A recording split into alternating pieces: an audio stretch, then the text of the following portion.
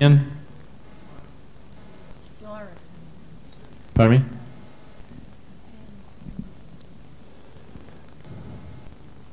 You ready, sir?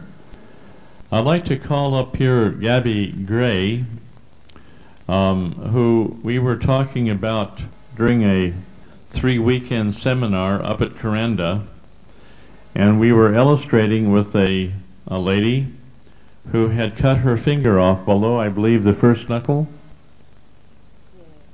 Yeah, about down there. Yeah, it's kind of just, well, into the first knuckle. And I'd like to have Gabby describe to you in detail what happened to this lady's absolute delight. This lady's name was Doris, and she'd had part of the fingernail there, but when I first plugged into the point, it was very sort of soft and spongy, and it was just fleshy.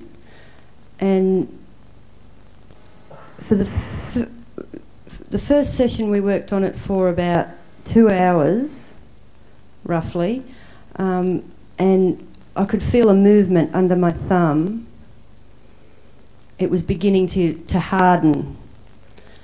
And I didn't tell Dr. Ray this, but it didn't finish. The point didn't finish, and I actually went to her home afterwards, after the seminar, and worked on it again. And the bone, you could actually feel the bone coming back. Say it again. The bone was growing back. Are there still some question marks? I watched the eyebrows move. Would you say that again, please? The bone actually grew back. I could feel it underneath my thumb.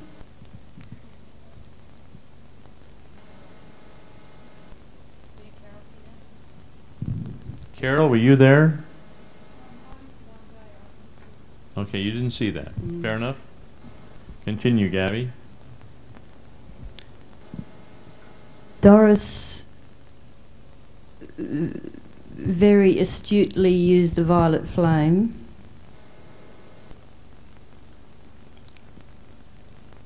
And Doris had a faith that I've never seen in a woman before. Faith is an unseen thing, but with Doris you could see it. And I'd like to reiterate what Anita has said. Your faith is, it's you, it's your essence, and this is what's going to get us through. And prayer also is, don't ever underestimate the power of prayer. I'd just like to add one thing. When you pray, be specific. It's amazing what happens when you're absolutely specific. I always get what I ask for because I'm specific. I would like to qualify what Gabby says here. It's not what Gabby asks for, it's because she always prefaces it with the highest and best good for everybody involved. It's not something that she wants, but it's something that will be to enhance her activity. Let me see her words. Her activity and what she's doing here, she wants it to be in total harmony with the heavens. Is that about right? Amen. And this is where Gabby's heart is, and this is wherein she is getting the blessings that she has been asking for a long time. Thank you, Gabby.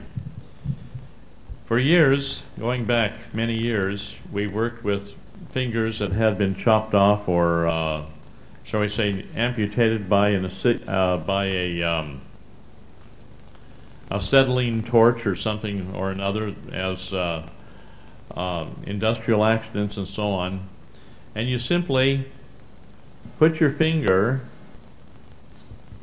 on the end of what you have left, and you have them simply feel the pain. And over the years, I have kind of taken an average by measuring the thing, and we get about 3/8 of an inch per hour of growth. And when Gabby says that the bone comes back, you can see the bones come back, you can see the knuckles come back, and you eventually see the fingernail coming back.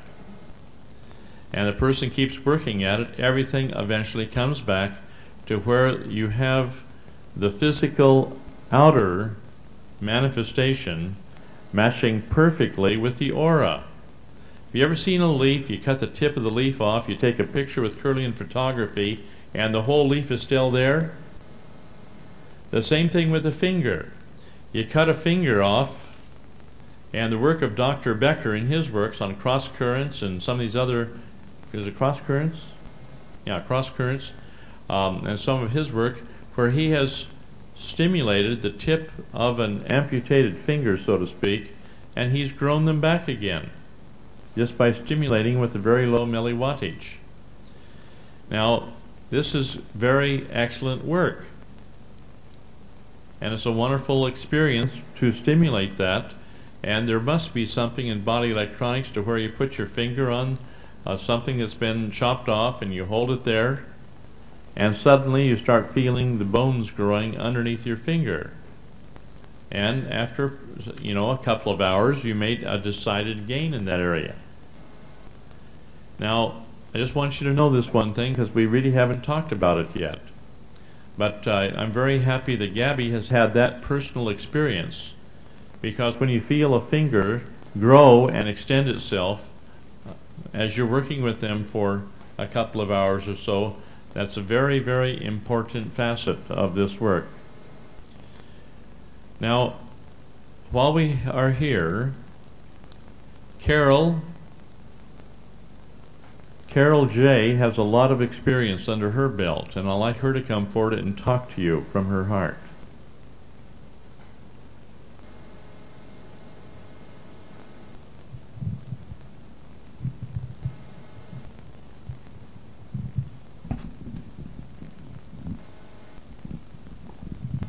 Carol's a naturopath, and she's helping many, many people through body electronics and her other knowledge in the naturopathic field.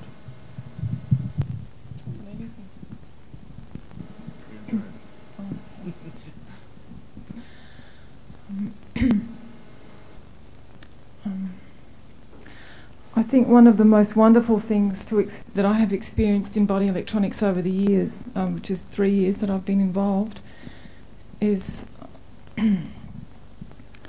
how when we start to transmute our suppressed trauma, our load becomes lighter. And many of you're already experiencing, sometimes when you get off the table, the wonderful feeling of being relieved of a burden that's been weighing you down for a long, long time, maybe thousands of lifetimes, who knows how long. And it is such a significant thing we don't realise, but the more body electronics you do, you'll come to understand more and more this profound thing that we're doing in body electronics. We're releasing ourselves from our self-imposed human limitations, which are really keeping us here in this material world in bondage and suffering. And the more we do this, we start to see it affecting those around us, especially those genetically connected to us, and by the morphogenetic effect, other people around us. And it's a very beautiful thing. Just seeing you all here, and seeing how beautiful you all look now after several days of point holding, all the smiles on the faces and everyone's faces lighting up. This is the proof of what we're doing when we're dissolving that crystal cellular memory. And all it is thought, feeling and spoken word. And it's a simple process on the table that you're all getting used to. And you can go home and continue doing it. And it's a very inspiring thing. Sometimes, well, when I first started body electronics, there's a lot of different things you have to go through. And apathy is one of them. So you get your books out, and it's very important to keep reading your books and going through your lecture notes and applying the things that we're learning to your life, and then you can enable yourself to keep going in the process and not come up. Well, we do come up against brick walls sometimes, but we have to knock them down. We have to work through it, and we need knowledge to do that. And so now we have a large group of people. You can always ring someone up if you don't know what to do. Go to your books or consult somebody else, and also consult the God within. Start to attempt to do that, and it'll solve a lot of problems. As you go on, you'll be able to assist others. The more that we heal ourselves, first of all, we must begin to heal ourselves. Physician, heal thyself. As we continue to do that, then more and more we're able to assist others. And that's what we're here for. And there's a very large number of people in body electronics now, and I can see it expanding more and more and more into the next few years and beyond that. So thank you all for coming. It's lovely to see you all, and we hope we see you again at another seminar. Thank you. Thank you.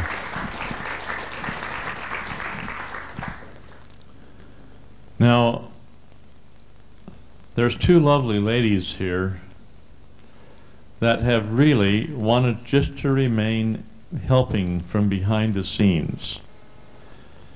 And they know that the more they resist being in the front of this awesome body of people here, they know the more I will call them up here to say what has to be said. But I'm not going to do that today, Heather. I just want Heather to stand up and acknowledge this sweet lady. She is nothing but a pure heart with nothing but willingness to be of service to mankind. Heather, just stand up, please, and just be recognized.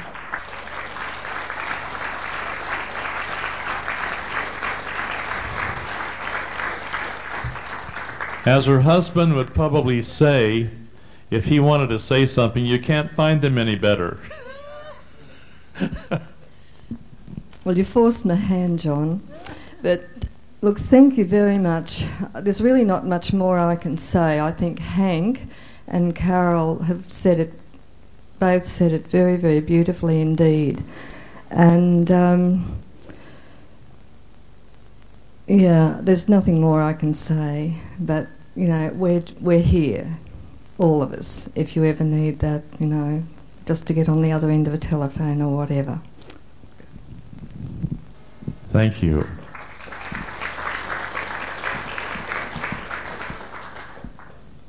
Gloria, I'm not going to ask you to say anything either, but I just want you to stand up to be recognized, and then you can feel guilty for not saying anything all the way home. But would you stand up, please? Here's another lady that has been selfless in her service. And Gloria, we thank you from the bottom of our hearts for being the sweet lady that you are.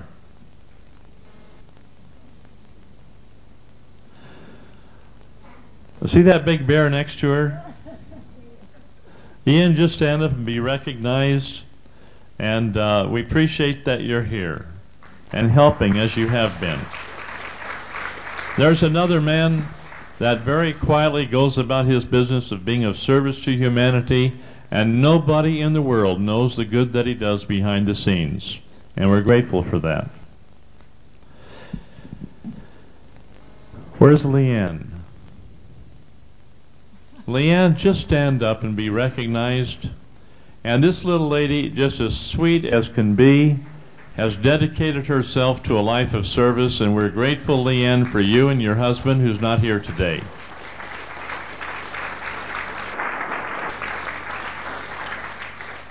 And some of the other helpers are not here. Did I miss anybody? Who's here? Who did I miss?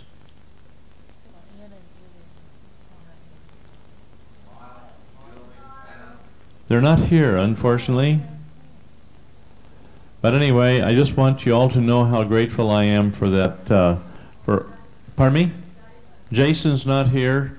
I just want you all to know how grateful I am for everybody that for the help that they have been, because without their strong right hand helping out Anita and myself here, that a lot of things wouldn't have happened, because we have to have that facilitating and that caring going on to help people over some very rough spots that you know you've had. And I just want you to know I'm very grateful for this. Now, Anita has a schedule, I think, worked out here. Who's that over there? Is that Eric and Carol Sue? You two come up here and be recognized. This is Eric Lumley and Carol Sue. Come up here, you two. And these two lovely people have just popped in. They're survivors of Genazzano, and they live up at Brisbane. And I'll tell you this, they have been through the mill. And Eric, just raise your hand and say hi. Carol, just raise your hand and say hi. I'm not going to ask you to speak, but I want you to come up and meet them and just you have a chance to get to know them. They're both highly knowledgeable people. And I thank you for being here, my friends.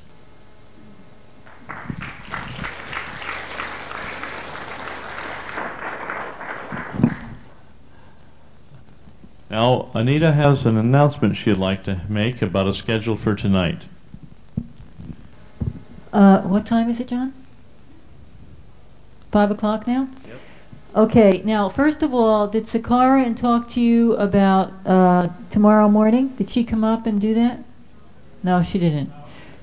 Oh, here, Kanan, yes. Can you do that?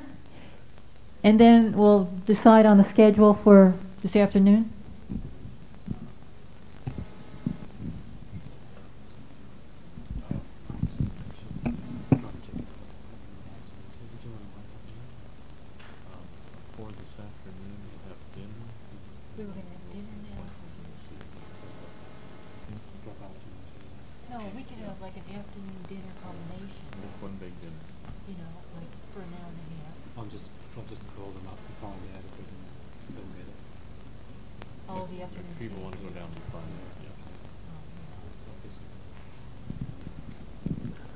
Yeah, regarding tomorrow's the last day, as you all know, sadly.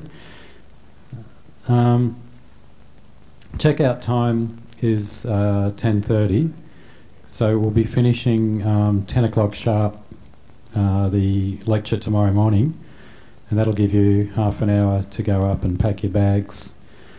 You can just leave your bags in the room, the porters will bring them down, but you'll need to tag all your bags and put your name and Global Vision on each bag.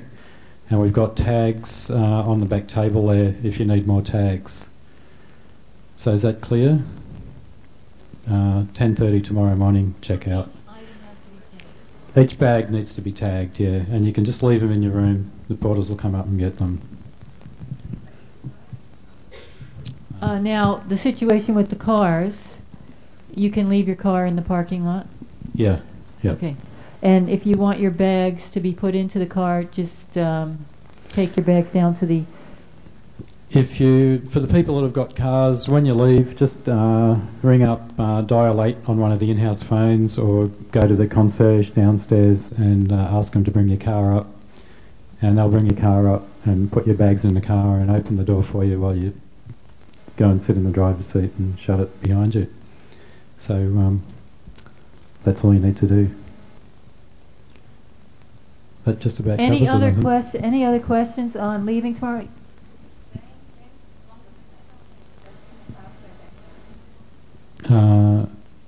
Yeah. You bring your car up when you're ready to go. You don't have to do that in the morning.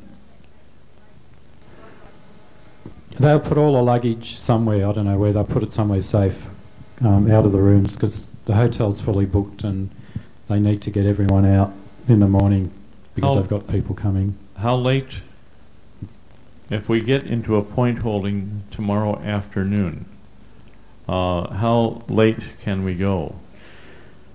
Well, we promised them that we'd all be out of here by 4:30.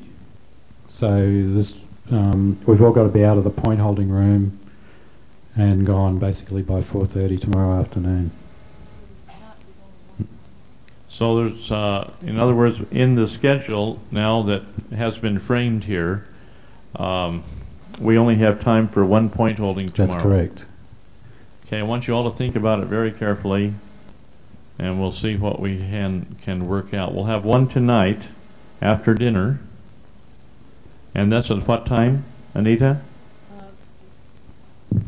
Well, what we were thinking about doing, if this is agreeable to everyone, is to have now an hour and a half break where you could go out, have your dinner, do whatever you have to do, and then have a point holding to end. So that means we'll be back here then right at 6:30 In the coral room, point holding room. In the point holding room. in the coral room, right? That's on the third floor. And so we'll meet there right at 6:30, and that gives us an hour and a half for a good chance to go out and do what has to be done there to feed the animal. Fair enough? Yeah. And tomorrow afternoon, we'll meet back in here for a closing. Any of you that have got, obviously that have got flight schedules to meet that can't make it, well, that's okay. But for the rest of us, we'll have a closing session here tomorrow afternoon. Yes. No, we're going to skip that. It's all in the tapes. We've checked the Milburn tapes that you have, which was a requirement for being here, and as it has been stated here, everything is on the tape that you need to know at this time. Now, evidently, if you haven't watched the Milburn tapes, then you're not going to have a knowledge pertaining to the nutrition. Have you watched the tapes? Do you remember the nutritional part of it? Okay, Anita and I, we talked about it, and all the things that she could say about it are on the Milburn tapes. So there'll be nothing new. There'll be 1,000 questions that if you want to hand them to Anita on questions that you have, we'll see what she can do about that individually. But in the meantime, at the Milburn tapes, this is why the Milburn tapes are there, to save the time in class on things rather than duplicating that time, and which takes a great deal of time out of new things that need to be discussed that are pertinent to this particular class. I hope nobody's offended on that, but on the nutritional factor, Anita made it very clear it's all in the Milburn tapes. There's one other thing. There's a few people that still owe us for supplements.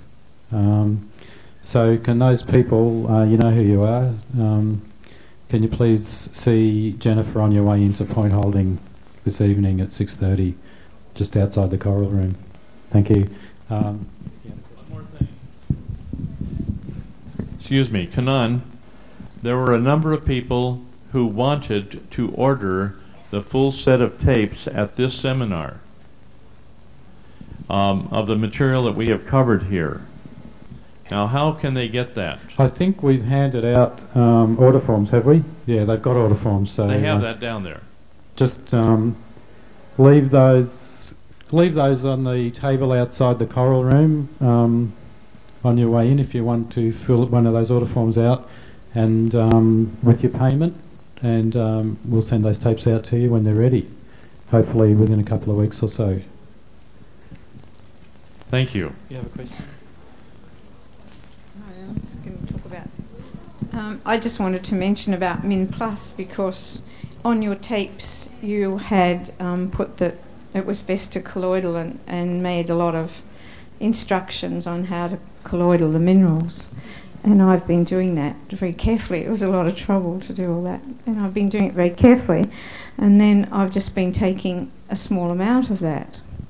And now, only today, I find that that isn't enough. And when it said 2 teaspoons, I thought it meant 2 teaspoons of the colloidal minerals.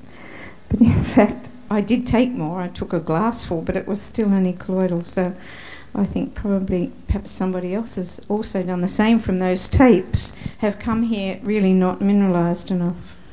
Well, I made a quick list here of just some of the things we've changed on the program. And basically, the only things we've changed are the living water, because we've muscle tested all the other waters and they're weak. And so we've incorporated living water into the program. We do not decant the Min Plus anymore because it's down to 3 microns. It used to be 40 microns, and now it's down to 3 microns. So you don't have to decant Min Plus. And we're not recommending the spirulina anymore because of Alan's research that it's not digestible. We're recommending the grain fields, grains, and greens in its place. And we're finding that is much more digestible than using the spirulina.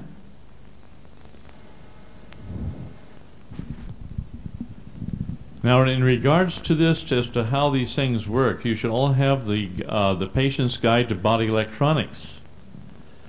Now, that is a basic book to read. Another basic book is The Body Electronic Fundamentals by Dr. Doug Morrison. And if you can get that in your hands, it's good. And that has a lot of extracts from all my lectures and from all my books.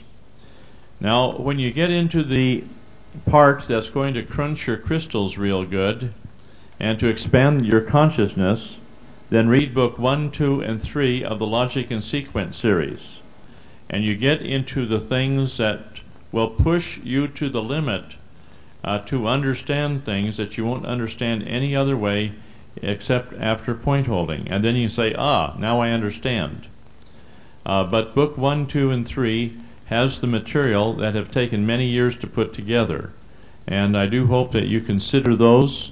The extracts from the book, like with Dr. Doug's book, is a good beginning book to read.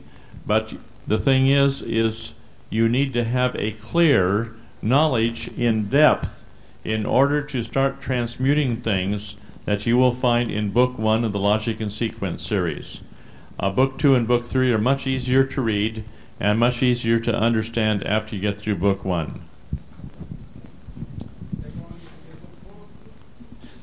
Is there going to be a book 4, was the question? I have 12 books already lined up, and I have about 4 of those in addition to the ones we have well underway.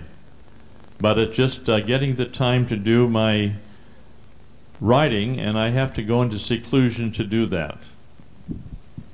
So if anybody else has any other questions on the diet, I would be happy to answer them either tomorrow morning, and if we don't have the time tomorrow morning, I'll write you a letter. So just give me any of your questions on the diet or the supplements.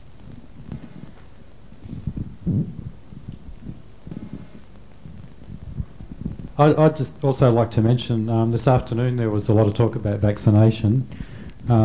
We actually have a video available that we did with the Australian Vaccination Network, done with Meryl Dorey, that's available. It's $35. So I don't think it's on your order forms, but it'll be in our new catalogue. So I'd just like to mention that. Is that it, John? I think, I'm not sure, but I think that afternoon tea is still available downstairs. At least there'll be some fruit down there anyway. Have a question? Are you going to have a list compiled of all the people here? Are you going to have a list compiled of all the people? Yeah, there will be. Yep. That'll probably be sent out to you with the newsletter. There'll be a newsletter go out in the next few weeks, hopefully. So thanks everybody, and see you tonight at 6:30. Was it, John? 6:40. 6:40 in the Coral Room for point holding. Thank you.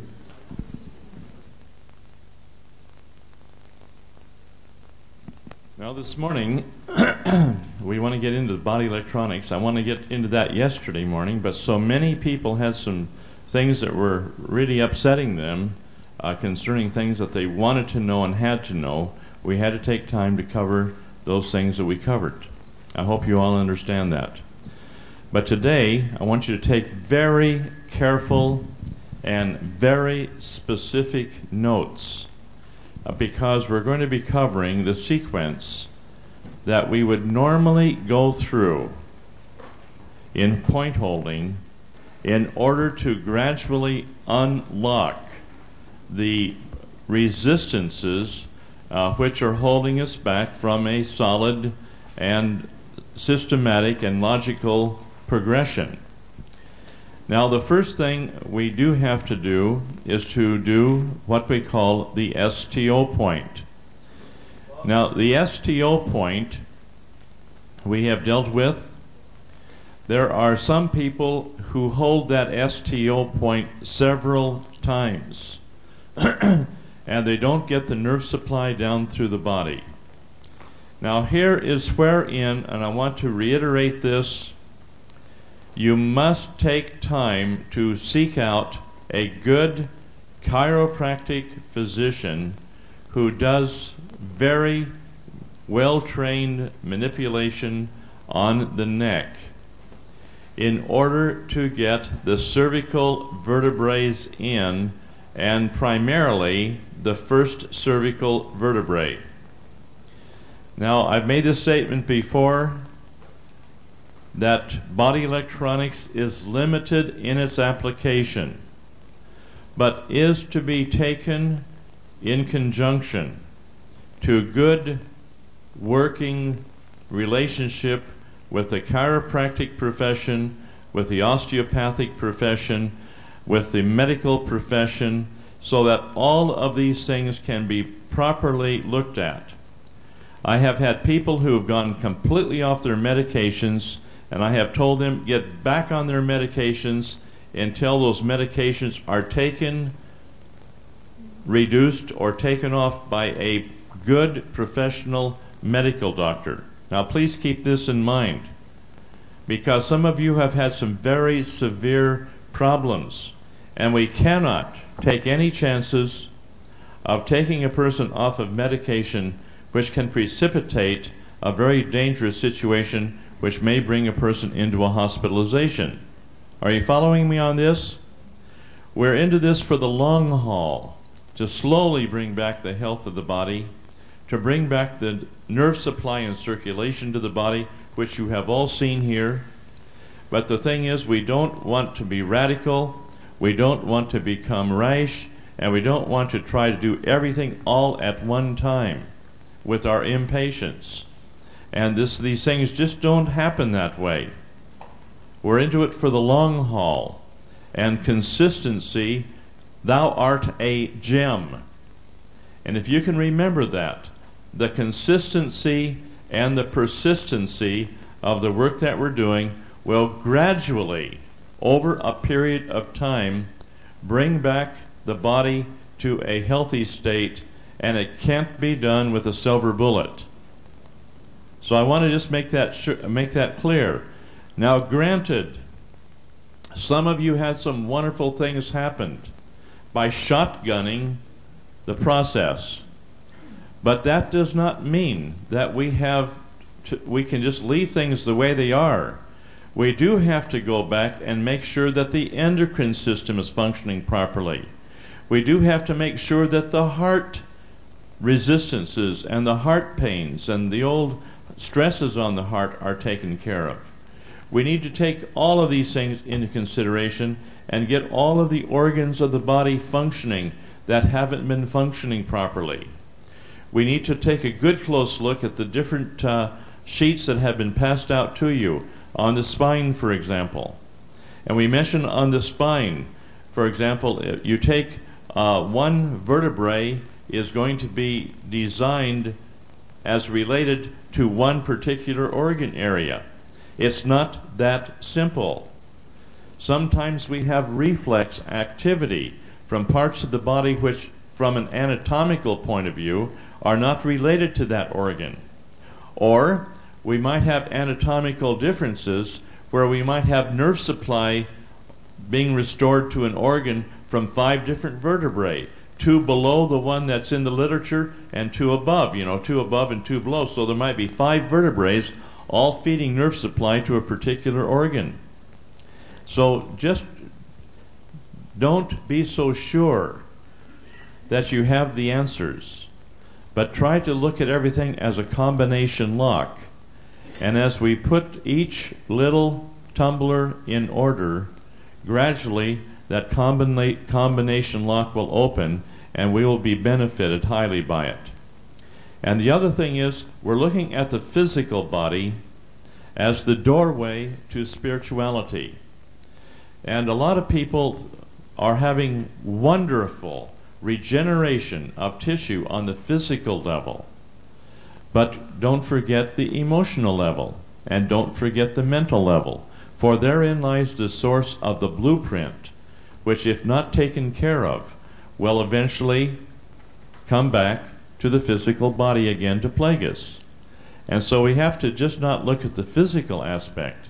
We need to unravel the emotional body and gain access then to the mental body, that we might make the necessary corrections in the mind, which then manifest, shall we say, unmanifest that which has transpired on the physical body. Are there any questions on this? Okay, now from a mechanical point of view, which we have not dealt with, which really is secondary to the mind, we're going to go through the proper procedures that I believe to be the best way of holding the points.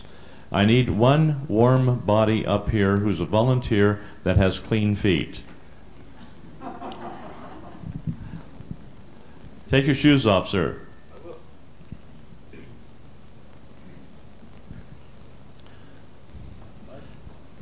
Left.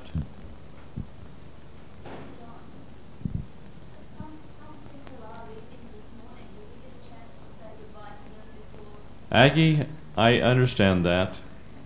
I've been put under a very close schedule this morning, and when we leave, please say goodbye, but goodbyes run in sometimes 10-15 minutes, and right now we don't have the time to spare. I would just wave and say goodbye, and it's not goodbye, it's a hello. Can I have you up here, sir? Now, what we're going to be dealing with, as you go down through the flow sheet, we've already talked about the contraindications of the pancreas, and we've talked about how important it is to keep the heart taken care of. So we've already checked the sclera, we've checked the iris of the eye for the black diamonds, which we've talked about in the autonomic nerve wreath. We've checked the sclera for the heavy red lines that run in on each side in the heart area. And so we do know that the pancreas is one that we have to work with to get the enzyme activity going. And that is one major area. Now, after the STO is completed, after the pancreas and heart points are taken care of, then we come down to the point holding, and we find that on the feet, just like Eunice Ingram, where we've studied the reflexology, and many of you are reflexologists, Eunice Ingram has done a wonderful job with her studies to map out different areas on the bottom of the feet which will correspond to different physical parts of the body. That's very fine and good. Now, what I have found is if we start out with the pineal gland, what I have done is I have looked in the iris of the eye in the pineal area, as designed by Dr. Bernard Jensen. And as I have done this, for example, on the left eye, the pineal gland is located right here. And when there is a deficiency of nerve supply into the pineal gland, we will have a little black diamond, like a little diamond right here, similar to what you have in the heart area when you have a heart firing mechanism going astray.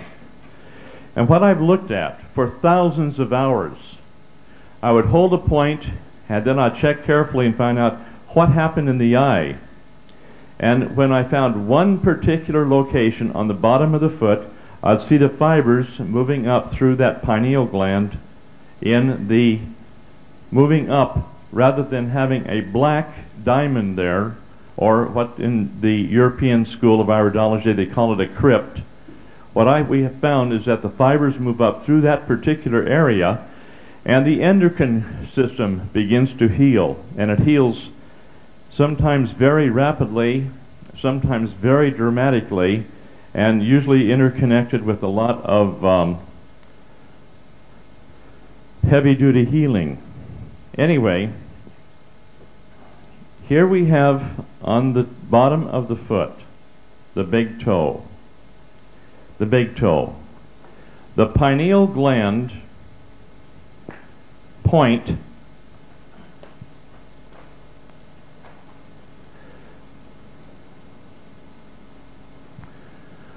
will be located effectively. Here's the middle of the pad. Here's the inside of the pad on the bottom. There are a lot of people who are being trained inappropriately to hold the point at a 45-degree angle, so they're interacting the side of the big toe with the bottom of the big toe. That is not the pineal gland. You have to get that little crystal exactly correct to get the results where you see the changes in the iris of the eye. Now, one of the things that we have to look at is if we have to come in at the bottom of the foot. Where's Terry this morning? Terry brought that little Egyptian picture, and in reflexology, you know, you come in at the bottom of the foot and you push up from the bottom of the foot. I have found this does not catch the crystal properly. What I have found is that you take the finger from the bottom of the foot, the second finger, index finger, and you come in at the bottom, inside but bottom of the big toe, right opposite or in a horizontal line with the pituitary point.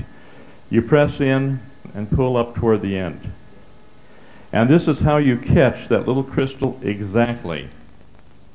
If you mechanically grind out the point, like you do in reflexology, the crystal does not dissolve to yield up the encoded thought, feeling, and spoken word that is in that crystal.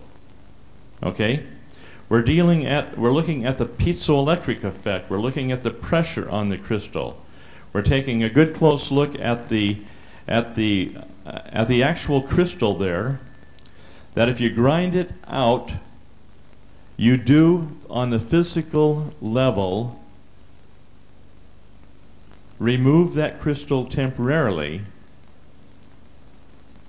but you don't get the person to totally re-experience the thought, feeling, and spoken word on the mental level that does indeed exist here. So you press in, watch me, press in this way on that bottom inside spot, and then pull up toward the end.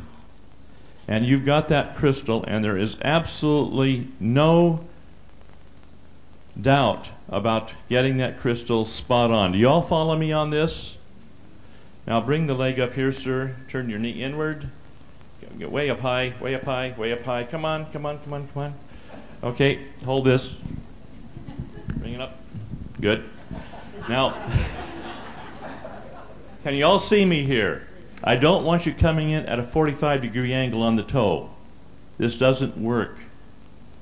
And people don't make the progress because you miss the pineal gland. You feel this right here? Okay. Not too much there, is it? Not too much, but it's a little bit of pain there.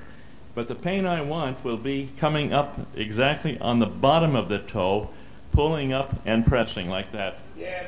And this is where you get the pain that you're wanting, and you're only a fraction of an inch off.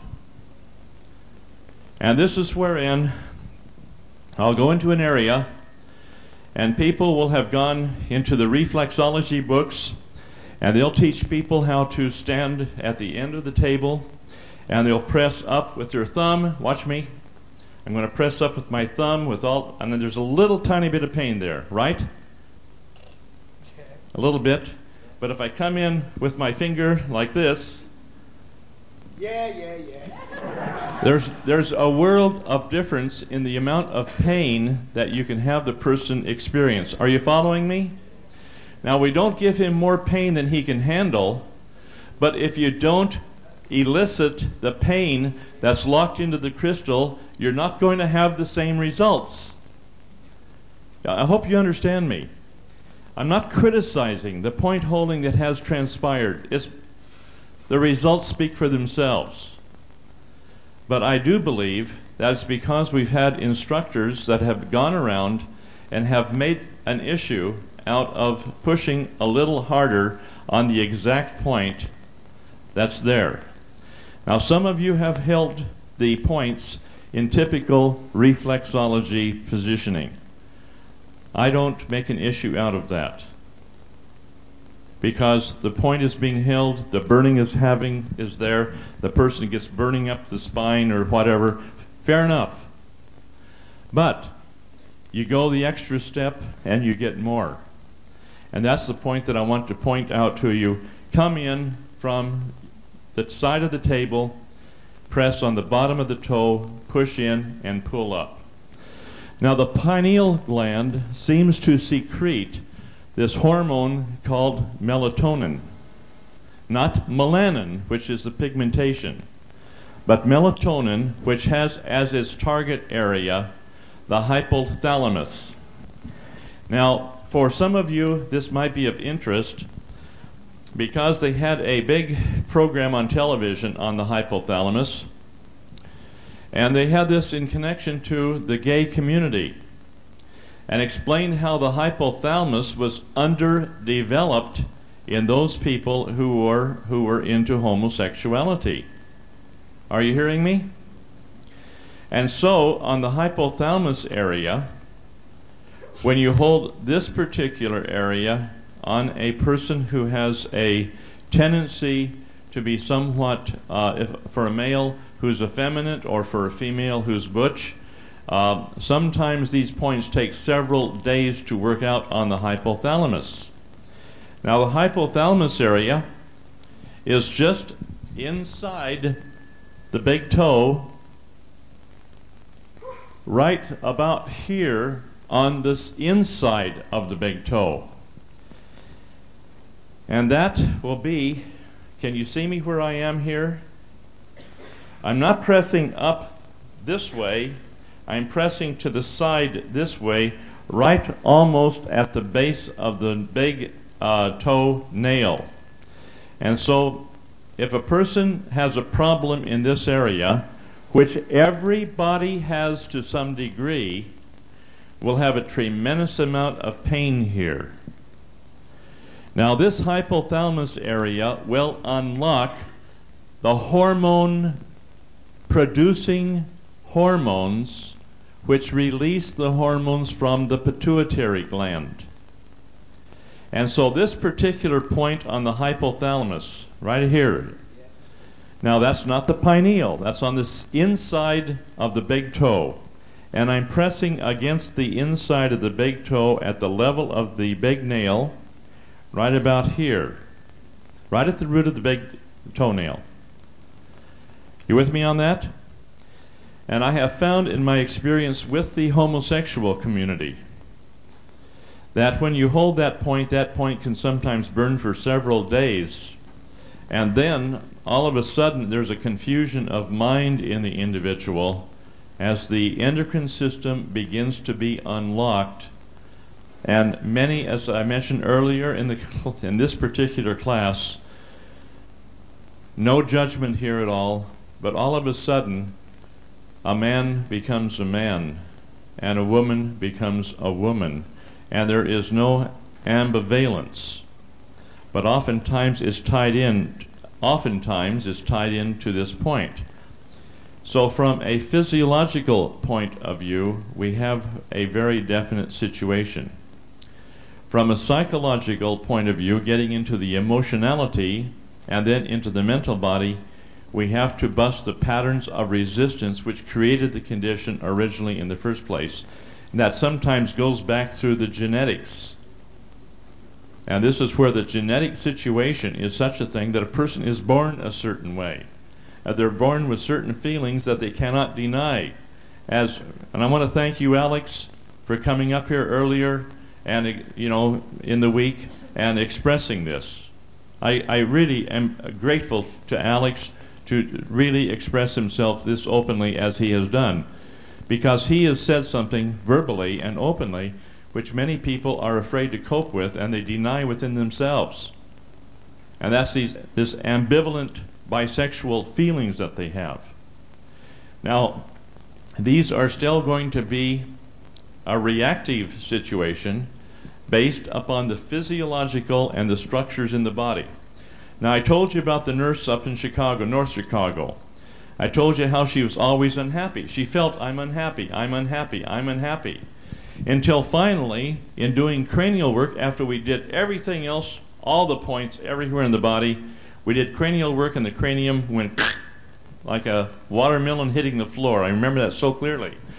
And when that watermelon hit the floor and the crystal dissolved along one of the lesions, or shall we say along one of the sutures of the head, she said, I'm happy. I'm happy. She's been happy ever since. Now, those of us who are tied to a reactive pattern based upon a physical structure in the body which has been inherited, if we understand this and consistently we work long enough and hard enough to correct it, we can do a world of good. But here again, consistency is the key.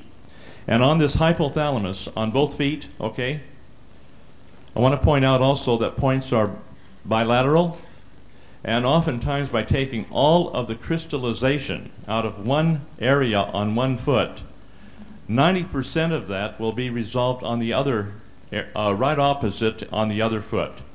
And you might have to work on this one 3 or 4 hours sometimes. Then the other foot, 10 minutes and it's gone. It's already been pretty well taken care of.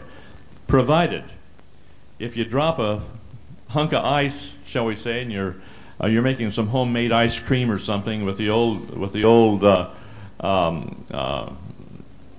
grinder, and you got the big hunk of ice, and you drop it on your toe, then you're going to have to go back and re-experience that, because that's going to be tied into that same point that you dropped it on. Do you follow what I'm saying? So you have trauma of a nature of a log falling on the foot, or a rock falling on the foot, or a can of peaches falling on the foot. We've all had that happen on the toe, shall we say. And then we have to work that trauma out also, which will affect the organ area where we have that crystallization. But we do that, we have to find out where the pain is. We push on it until that crystal is dissolved, and that can come from a variety of sources. And then it's genetically passed down. So it might be grandfather, getting his toe caught in some sort of a trap, and then that pain that grandfather had is passed right down through the family. We get it here, and all of a sudden we feel like we have our foot in a trap, and we go through that pain. And if that pain happens to be on a big toe or something like that, then that will have a detrimental effect on the organ that will reflex to. Fair enough? Okay, so you have a whole lot of things here that fit in that we have to consider. And sometimes it's like looking for a needle in a haystack, but we continue to do so until we find it. Now, we have mentioned that the hypothalamus has the hormone-releasing hormones wherein it controls the pituitary gland. And the pituitary gland, for many, many decades, was thought of as the master gland. Now, the pituitary will be found right in the middle of the big toe. In the iris of the eye, you will find defects of one type or another in both the left and the right eye, roughly right here in the pituitary gland area. Oftentimes, if you have a big black spot in here, which is quite common, then you will have migraine headaches. And as the person goes on the program for several weeks and has their points held regularly, especially possibly in the pituitary gland area, the migraine headaches suddenly just kind of slowly dissipate and are gone. And you might stop and think for a moment, what did we really have there? It has been my experience, to my chagrin, and sometimes I just have to shake my head a bit, because I have had people with severe migraine headaches that have a black bush in here, which is also in the sinus area in through here. They go to the hospital up in Detroit, for example. They have a checkup, and they find the person's sinus area is congested. So they go in, surgically clean out the sinus area, and way in the back of the sinus area will be a cancerous growth which goes all the way through the structures back into the pituitary area, and the final analysis is that the person has a pituitary tumor. Now, blood tests today can very quickly ascertain this, and I would recommend, if there's any question on it, get a good complete blood test and see what the possibilities are concerning that. But the iris diagnosis, when done properly, will show you a pigmentation spot here. Now, you can't see it if it's under a whole lot of mucoprotein. You can't see it if it's under a whole lot of brown, or what they call chromatophores in the anterior part of the eye. You have to get down and see what is in the fiber area under that, and sometimes after all of the mucoprotein is removed from the iris of the eye by a heavy cleansing program, or after a lot of point holding, and the brown chromatophores go off and you have the blue pigmentation or green pigmentation coming through, then you've got a serious problem, because you realize that you didn't see the fiber structures and how twisted they were.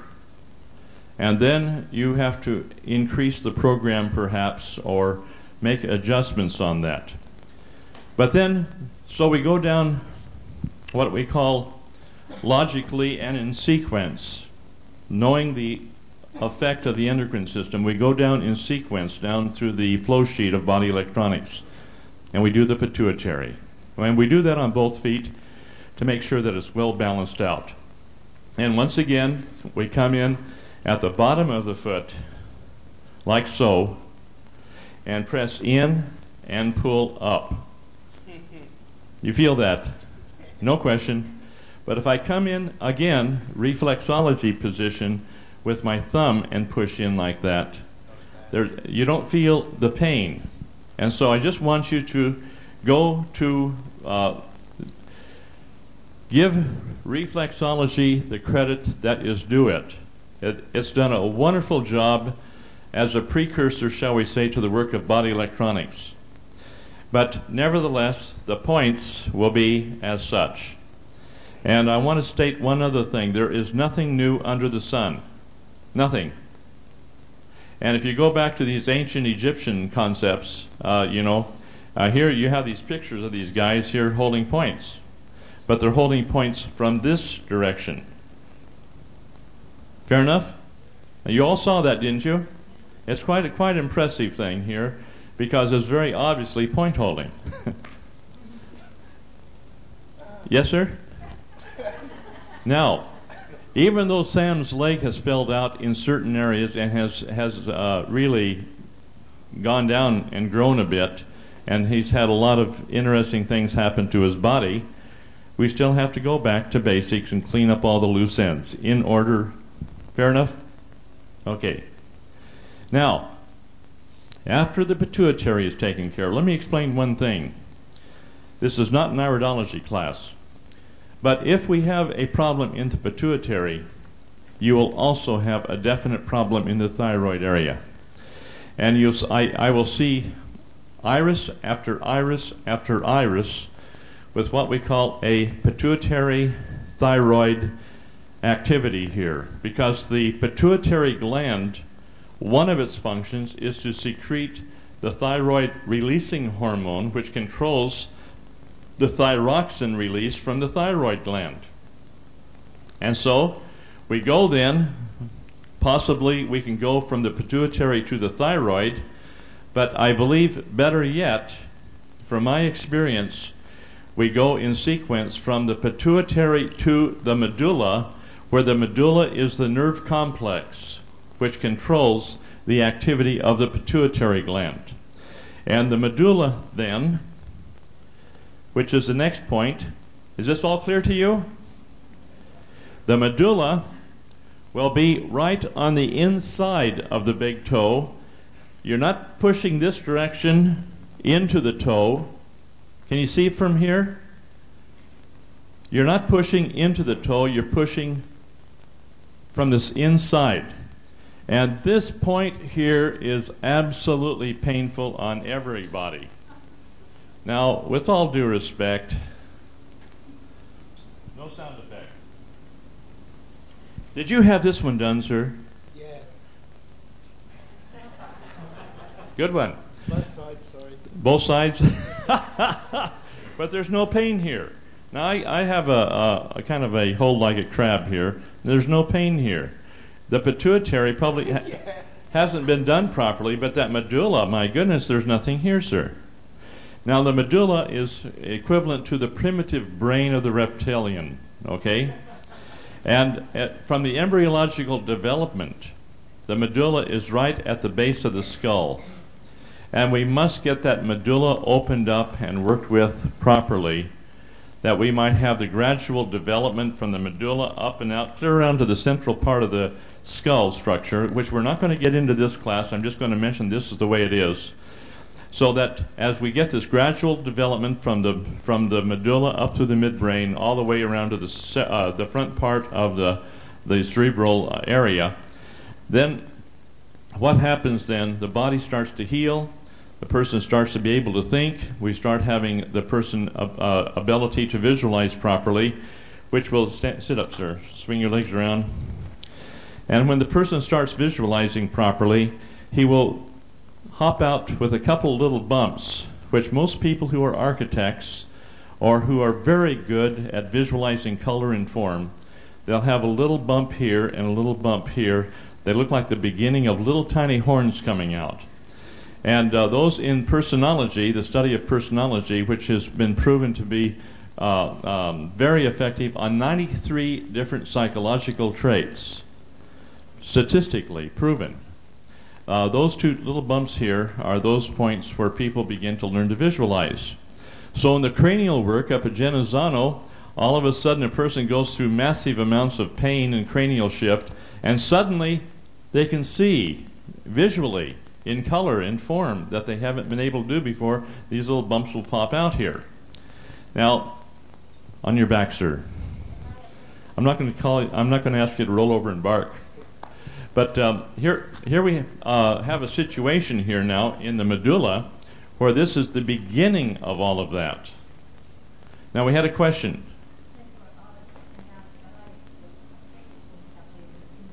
It's in the foot right now for the medulla. Don't worry about some of the other things that we get into in cranial work. I don't want you messing with the cranial because it's so painful. Most people are not prepared to handle that yet. Okay? Now, there's nothing here. Remember how much my hip was burning the other night at the back? Right here at the base of the base of the neck, right here, right in here, burning. Yeah, and all the way up and around to the side. And all the way up around here, around the occipital area. He was burning there for a couple of hours, I would assume. And then, if I recall correctly, you told me you're burning all night long. Afterwards, yeah. Afterwards. Fair enough. People won't recognize you to say, you're thinking differently now. Your head's fat. Okay. Now, on the sheet, we've hit the medulla point. Now we go to the thyroid. Now, that thyroid is sometimes difficult to understand because somewhere I have it here.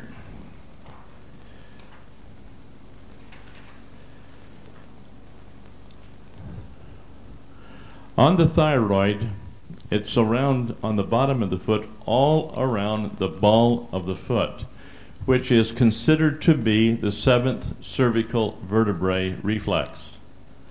Now, the thyroid, the nerve supply to that, is the 6th and the 7th cervical vertebrae is where the nerve supply feeds the thyroid.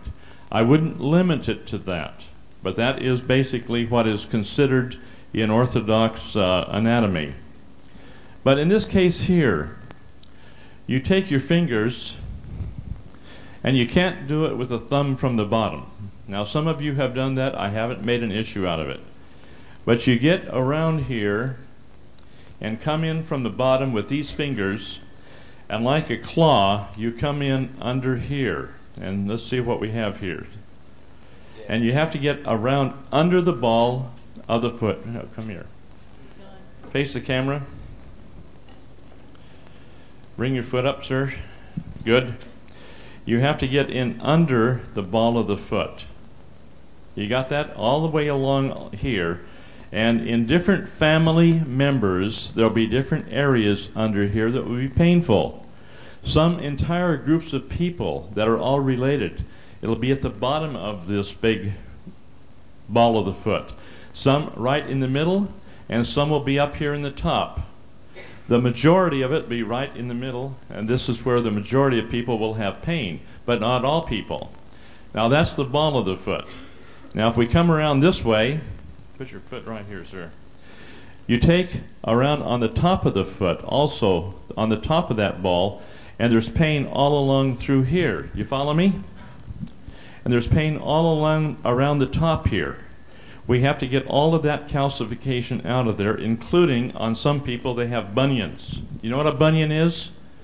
And that's where you have, if you can bring this all the way around again, so put it up the camera. The bunion is where you have a huge calcified growth on the inside of that ball of the foot. And it sits out there like a sore thumb, and it's usually quite painful to walk on, and you can't get shoes that fit. I have seen these bunions go away in a very short time by putting heavy pressure on it to get that calcification dissolved. And then that toe, which is all jammed in, you know, it's jammed in this way, at an angle, it comes out straight after a while, and the feet become straight when the pain is removed. Many people have arthritic toes, and this arthritic toes are all going to be, and this is my experience, all people who have suppressed anger, it'll show up in the arthritic conditions. Because anger has a direct effect upon the thyroid and parathyroid and helps to control, or shall we say, brings about a inactivity in the area of calcium deposition in the body. Every case that I have ever seen of people who have arthritic conditions, they have a tremendous amount of suppressed anger in their systems. But yet they will tell you, oh, I love everybody. You can mark it down, nonsense. They are consciously trying to be a saint. But underneath that exterior, when you get to that calcification and dissolve it throughout the body, there is a tremendous amount of anger, hatred, and all the envy and jealousy that goes with it. And this becomes a tremendous amount of outlet if the person does not control the venting of that anger. Now, these can become inherited. And why would people go into certain areas wherein they would have certain food combinations, etc., certain sprays in order to develop arthritic conditions also? We draw unto ourselves the environmental conditions which give us a full, what's the word I want to use? We're already in a mental prison, but it hasn't manifested physically yet. So we draw unto ourselves the physical outer conditions to manifest what we're mentally thinking, what we're mentally suppressing. Now, when we get that thyroid working properly, oftentimes you'll be walking down the street or in a car or sitting, and the bottom of your foot will start burning right around the ball of the foot. And you'll notice that the calcification will gradually leave on its own, just by enduring lovingly that pain. Now, how many people in this room are getting about this time involuntary burning on different spots on the bottom of the feet? May I see a show of hands, please? Okay, this is starting. After you're on the program, maybe for 6 months or so, this becomes the actual thing, and you'll have pain burning like crazy on the bottom of the feet or in the knees or in the hips and so on, and this continues on. Any question on that? Questions related to the subject? Yes, sir. With somebody who may have osteoporosis, how would you treat them? Because generally you're an elderly person, and in the case of my mother, her toe has turned completely right angle, and they're talking about surgically removing a lot of the bone. When you get this osteoporosis, the x-rays will show that the bone is like kind of a sponge. You know, it has holes in it. We have many people who had x-rays where they used to have the osteoporosis. And then gradually everything came right, the holes filled in and became normal bone. Oftentimes this is due to an imbalance. Now remember, in the body you have hormones. One hormone, for example, thyroxine, from the thyroid, will control calcium deposition. The opposite of that will be thyrocalcitonin, which will be from the spleen, pardon me, that's incorrect, from the thymus and from the parathyroid and from the thyroid. So thyrocalcitonin is secreted in 3 different endocrine glands. Now when these are blocked off and you have your check and balance between your thyroxine and your thyrocalcitonin, then you're going to have either the deposition of calcium in the bones or the pulling out of the calcium in the bones, creating your osteoporosis. What we want is a balance.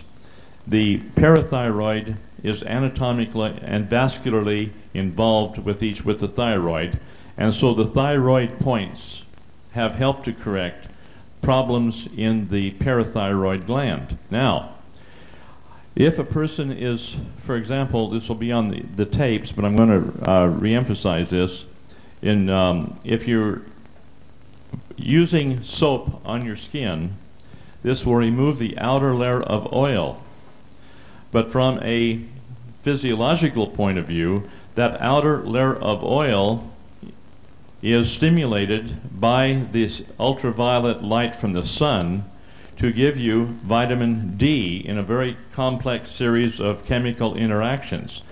The vitamin D controls the release of the parathyroid hormone from the parathyroid gland. Now, if there is no vitamin D in the body, then the parathyroid is not going to work, and you have a gradual destruction of the bone structures.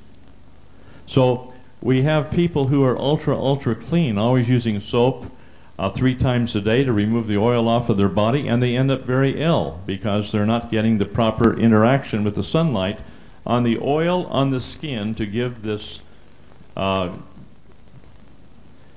vitamin D, which eventually results in the release of the parathyroid hormone from the parathyroid gland. I hope you understand that sequence. It's a very complex area. I've got some information at home on it. If you really want it, write me and I'll get you a copy and send it to you. Now, so the parathyroid and the thyroid are right in that ball of the foot area. There are various muscle structures that are directly connected to the thyroid and the parathyroid, and you have those in your handouts. Because of the time element of only 1 week, we won't have time to cover all of that. Okay? Now, after the thyroid, we go to what on the flow sheet? The what? The thymus gland. Now, the thymus can be found in 2 places. Hang on a moment.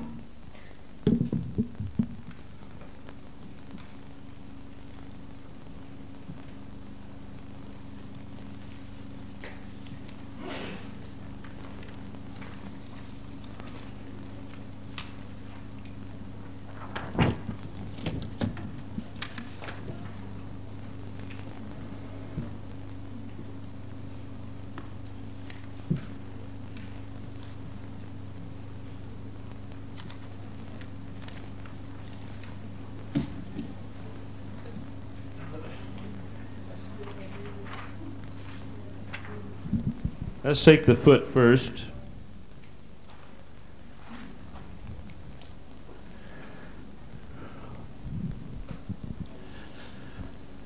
The thymus area on the top of the foot, on either the left or the right foot, will be found right in this area between the second and the third toes.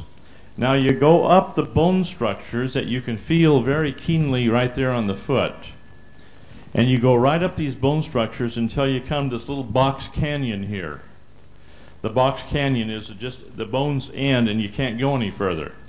And you stay right there on that spot, and that will be the thymus reflex point, and it's very painful in all people because nearly everyone has a thymus problem.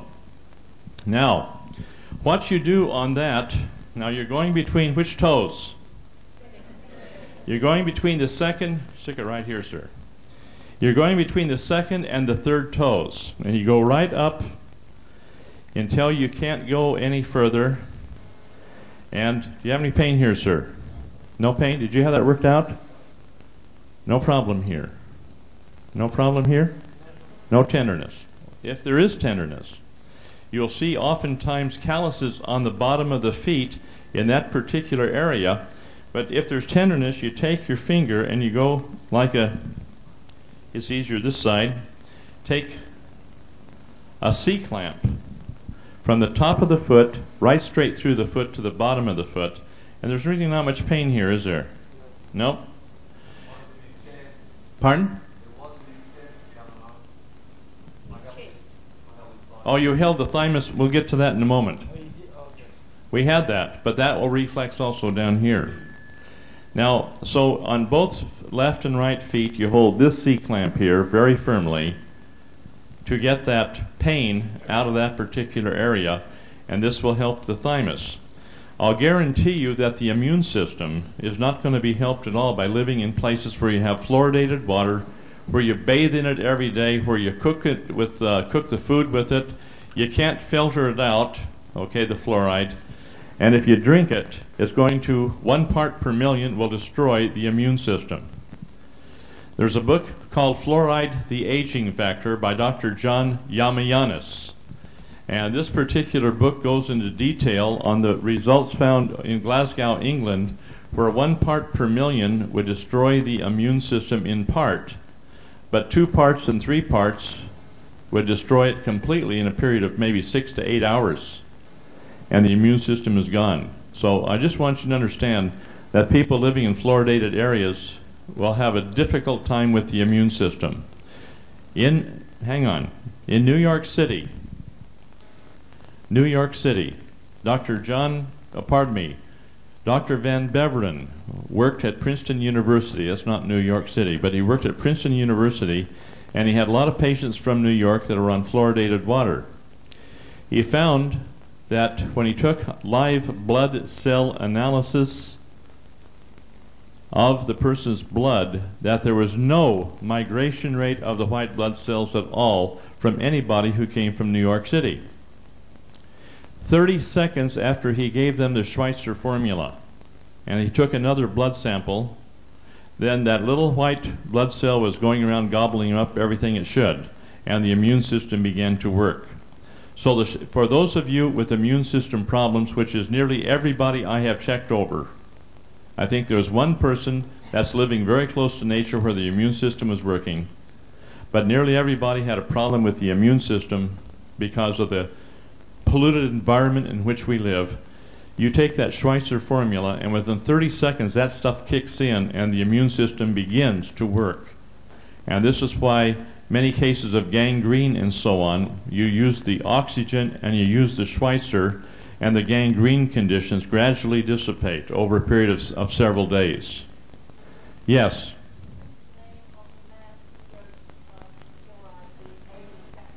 Fluoride, the aging factor. His name is John Yamianis. He's one of the leading writers on fluoride. Anita, do you know how to spell him? Yeah.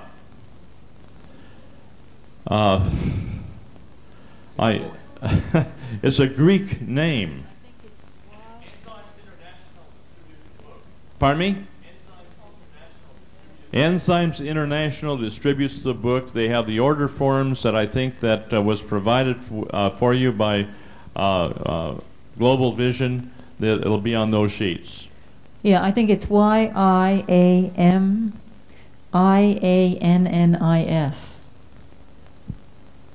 I think it's a little longer than that, but that'll do. Okay. Now, the next point for the thymus gland.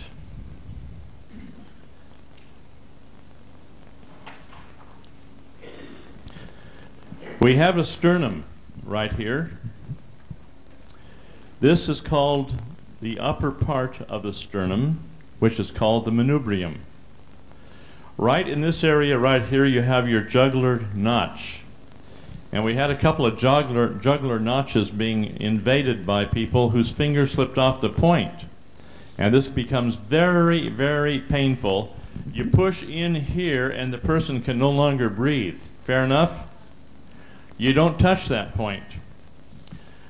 But you slide your finger from the jugular notch down the midline of the manubrium, and you come to an articulation right in here between the manubrium and the body of the sternum. Now, on that articulation, it's like a ledge, okay? It's like a ledge right here. And what you do is you come to the upper part of that ledge at a 45-degree angle, pushing downward on this area right about in here. You can find that very readily by finding your own jugular notch, going down the sternum and coming to a kind of a ledge. It's like a ridge. And then you move up. When you find the ridge, move up about maybe a quarter of an inch to half an inch and push down right on the midline, and that's a very painful spot. For people who have water retention, this is known as the oriental reflex point for water retention. And you put pressure on that, and a person will sometimes pass several liters of water that they have been holding within their body. This is a marvelous point. It stimulates the lymphatic system. It definitely stimulates the immune system. The thymus controls both the lymphatics and the immune system. Okay, next point. What's after the thymus point? Heart.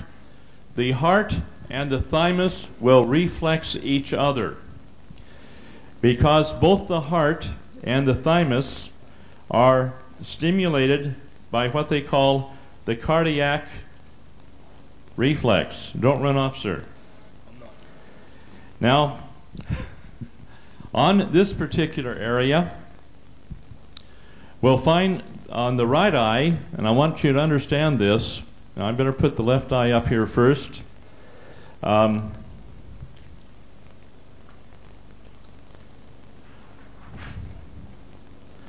you walking today, Mary? Good. On the The left eye, the heart is found right here in what they call zone 3, outside of the autonomic nerve wreath. Now this heart situation right here is very interesting because this is found in the Jensen chart in the right eye. Pardon me, left eye. Dr. Jensen has stated verbally to me in my meetings with him in 1979 that the heart is also found reflexed in the right eye, and you might make note of this right here at roughly 9 o'clock, just opposite where it's found in the left eye. Now, the thymus is an area where it's a little above and behind the heart. And the thymus, according to my findings, will be found directly the opposite of the heart area, and that will be over here at 3 o'clock in zone 3 of the right eye, oftentimes moving straight out, overriding the trach, the vocal cords, the esophagus area. And in the left eye, you will find the thymus will also be directly opposite the heart over here. Now, in some of the charts, the thymus will be indicated here below the heart. But from an anatomical point of view, it's actually above and behind the heart. So it's on the back side, where this will be more on the front side of the body. This portion of the iris will be in the back side of the body, and I always find the thymus located over here. The specific points for people who have thymus problems will be in the blue blotch that we'll find in the area out in here, which we've already discussed. Fair enough? Okay, if I could have you down on your back, sir. The heart point will now be found on the feet, right where Eunice Ingram says it is, on the left foot on the bottom. But let's take both the left and the right foot and consider the positioning of the heart area. Now, in the heart area, it's between the third and the fourth structures of the toes. And here again, on the left foot, between the third and fourth toes, we go up between the toes and come up to where the bones end. This is alive, isn't it? This is a heart point. You feel that? Now, he didn't feel the thymus point, which is reflexed directly to the heart. He feels it right here on this foot, and so you get a C-clamp right here and go to the bottom of the foot, on the top of the foot. And can you see the C-clamp situation here? Is there any question about that? And you get that C-clamp on both the top and the bottom of the foot, and you hold that there. And that will be the points for the heart on the bottom of the foot. And remember, don't underestimate these points on the feet. They're powerful points, and they have their effect upon the entire physical structure. Now, the heart, I believe you all have that handout. The heart is as an endocrine gland. You read that, and that is absolutely powerful because the heart secretes little mini hormones that control the entire hormonal system in the body. And this is wherein, on the heart situation, on the iridology aspect, they've always found the heart properly located here in zone 3. Now, zone 3, all the way around in zone 3, this is basically the endocrine system. You have your adrenals, you have your your pancreas, you've got your pituitary, pineal, the thyroid will be down here, and the parathyroid gland and so on. They're all there. And so the heart is properly located from a position of endocrine control. And if you look at that from the standpoint of the fulcrum that it's on, because fear will affect the heart and will affect the thymus, stress, fear, etc., this is right at the center of the fulcrum of the emotions from enthusiasm, pain, anger, and so on, you come to fear. And fear, from a scriptural point of view, is where you have the beginning of knowledge. You begin to realize virtually how bad things are. Okay? And below that, you have your apathy, you have your grief, your apathy, and unconsciousness. But at fear, this is where we begin to get a handle on things, to where we can observe things good enough to know that we don't want any part of it and we have to get the heck out of there. Now, this fear is where the heart and the thymus will be affected. Now, when we move up through fear, we then are able to deal with things from a more angry point of view, finally in a painful point of view, and finally enthusiastic, where whatever, and we take that position.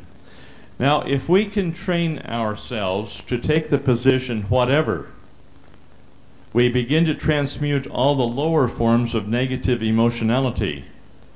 And we let go of our jealousies, we let go of our envying, we let go of our grudges, we let go of our revenge techniques, and that can come out in a multitude of very ugly ways. And we need to work with those and work with those until we can resolve those. And it takes a lot of time to do that. Now remember this.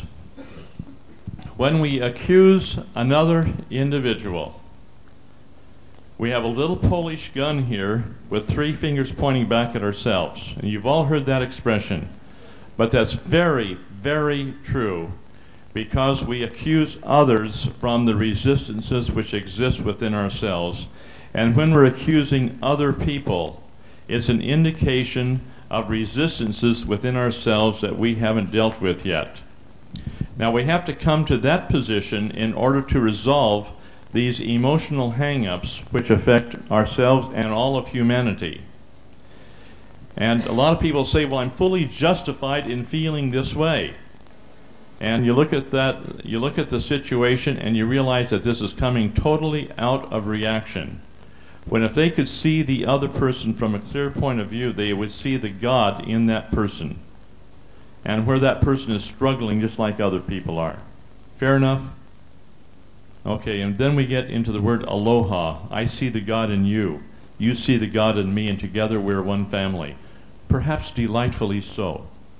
We each have our own unique set of experiences, which are different from everybody else. And if we can learn to just relax and enjoy it, then our own heart can heal, because we're not resenting and resisting other people who are different from ourselves. Is that fair enough? Any questions here? Okay, the heart points we've gone on, and there are a multitude of heart points that are in the Body Electronics Handbook. Would you sit up, please? Turn around. The main heart points are taken across the nipple line, and one will be right in the chest, on the sternum, straight between the nipples. This is a very powerful heart point. Another point will be on the side of the chest. You take the nipple line all the way across and come around to the side, both the right side and the nipple line all the way around to the left side. And right in the middle here will be a heart point. Tell me where it is, sir. It'll be right about here. Any tenderness there? Or did we have that worked out? Both were held, and I think we zapped. Didn't we zap a few people here on this point? Got the electricity out and everything? That's a good point. Now, above that, if we have the black diamonds in the heart area, then in the autonomic nerve wreath, in the heart area, on both the left and the right eye, we have to move up about 2 inches. And usually this is a very painful spot for most people. Any pain here, sir? Okay, the same thing over here. We come around here, and we come up under the armpit about 2 inches or 1.5 inches higher than the heart point, and there'll be a spot here. So if you have an irregular heartbeat for the heart firing mechanism, this will help to clear that, and the heart will come normal. Now, there are 2 other points that are very valid in this also. And these points are on the chest between the rib cage, between the ribs, right next to the sternum. Now you come to find those points, you first of all find the clavicle up here. Okay, you got the clavicle here. And below the clavicle, or the collarbone, is the first rib. Now between the first and second rib, right here, this is the first point, this is also a heart point. You go down between the second and the third rib. And then you go down between the third and the fourth rib. And right next to the sternum, between the third and the fourth rib, and the fourth and the fifth rib, are points that on some people are extremely painful, and these points will also be directly connected to the heart firing mechanism. Is there any question on this now? Let me go over that one more time. One more time. You take the clavicle, the collarbone, and you come into the, under the clavicle is the first rib. And so between the first and second rib, right next to the sternum, that's between the first and second rib here. Then you go down to the next, that's between the second and the third rib. Then the third and the fourth rib is where we start getting into some interesting phenomena. And that will be dealing with the irregular heartbeat. And you find painful spots here. And then you go between the third and fourth, and then the fourth and fifth. And these will be the main points where you have irregular heart rhythms. And we've seen these corrected. Now, let's say you bumped yourself.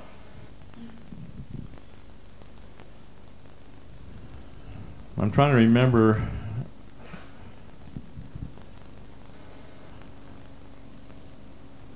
Who was that had the pain on the sternum between the third and fourth rib? And they had a big knob right there where the rib was sticking out quite considerably, and we worked on it and went back in. Who was that? Okay, now on that point there, when that rib goes back into positioning, oftentimes just that dislocated rib from an injury where there has been a blow on the chest, just dissolving that calcification will solve the arrhythmia problem in the heart. And so that dissolving that calcification is very, very important. Now, back problems, let's see, where are we? We're on the heart firing mechanism. What comes next? Pardon me? Solar plexus. Watch carefully. Lean back here, my friend. Between the bottom of the sternum, which is the xiphoid process, and the umbilicus, which is the belly button here, above the belly button and below the sternum is an area about the size of my hand. It's a loose knit connected area where the nerve plexus controls both the pancreas and the adrenals. Now, this is a very primitive area.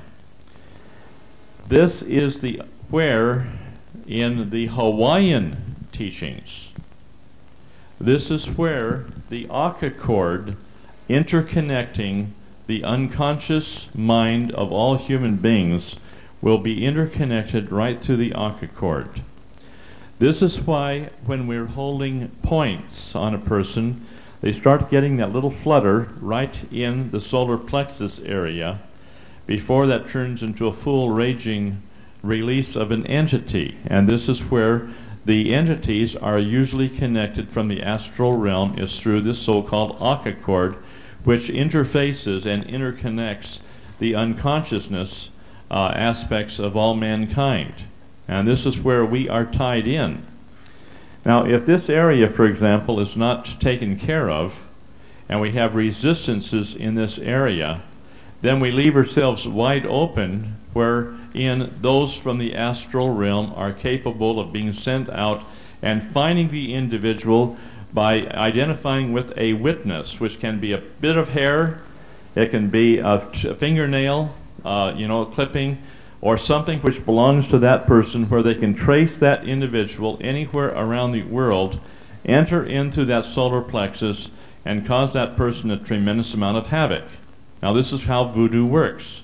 They have to have a witness, they have to have a clipping of hair or something from the person to identify that individual. Now in dealing with people in radionics, you have to have a witness from that individual to get their energy in order to determine what the circumstances are. And so in radionics, you also have to have a witness. This is a very important aspect in dealing with the octochord situation. Now, when the octochord is cleared and all resistance is gone, and there's no octochord here, you cannot be found because the energies cannot be traced because the person has no resistances in these areas in the lower chakra system. Is this clear? Okay. AKA octochord. Now, but this is how the act of sorcery is very powerful because they have to have a witness or get the energy of that individual to trace them down. This is why many people in the shall we say, the higher areas of yoga, shall we say, they don't want their pictures taken because their energies will be in the pictures. They don't want their signatures given out because they can trace the energy in the signatures, and they get quite paranoid because they don't want any of their personal belongings out. They don't want anybody touching their stuff because that is shaking of hands like this. This establishes the octochord between two people. That's all it takes, a handshake. And so some people even go so far, they will not allow anybody to shake their hand or touch them because they don't want that interconnection there where they feel almost paranoid. They don't want it, and they resist and they resist and they resist and they resist until they close themselves off from total interaction with society. We're not here to resist and perpetuate resistance. We're here to overcome resistance until we become masters of all resistance. And, like in meditation, it doesn't take much to go up onto a beautiful green hill filled with daisies and flowers and whatnot, and we can get the spirit of peace. I'm going to tell you something. When you can have that same spirit of peace and you're in downtown Calcutta, rubbing your shoulders with a mass of humanity, of illness and sickness and stench and flies and whatnot, when you can keep your peace then you will understand the whole concept that when you can treat the slime of the sewer with the same degree of impartiality as you do the fragrance of the rose, then you have incorporated duality. I want you to think about that. Because oftentimes we're so tied into how things should be that we end up resisting things because it's not smelling nice, it's not tasting nice, it doesn't look nice. And so you have many, many people who cannot stand to even work with a person who's filled with parasites and sickness and illness and pimples and rashes and elephantitis and one thing or another. Okay? Here's wherein we look with dignity upon each phase of the creations of man and accept them with non-resistance and become master of them rather than resist them with disgust and disdain. Yes, Robert? Pardon me? Man-made? Yes. It includes all things. We don't resist it, but there is two sides to it, Robert.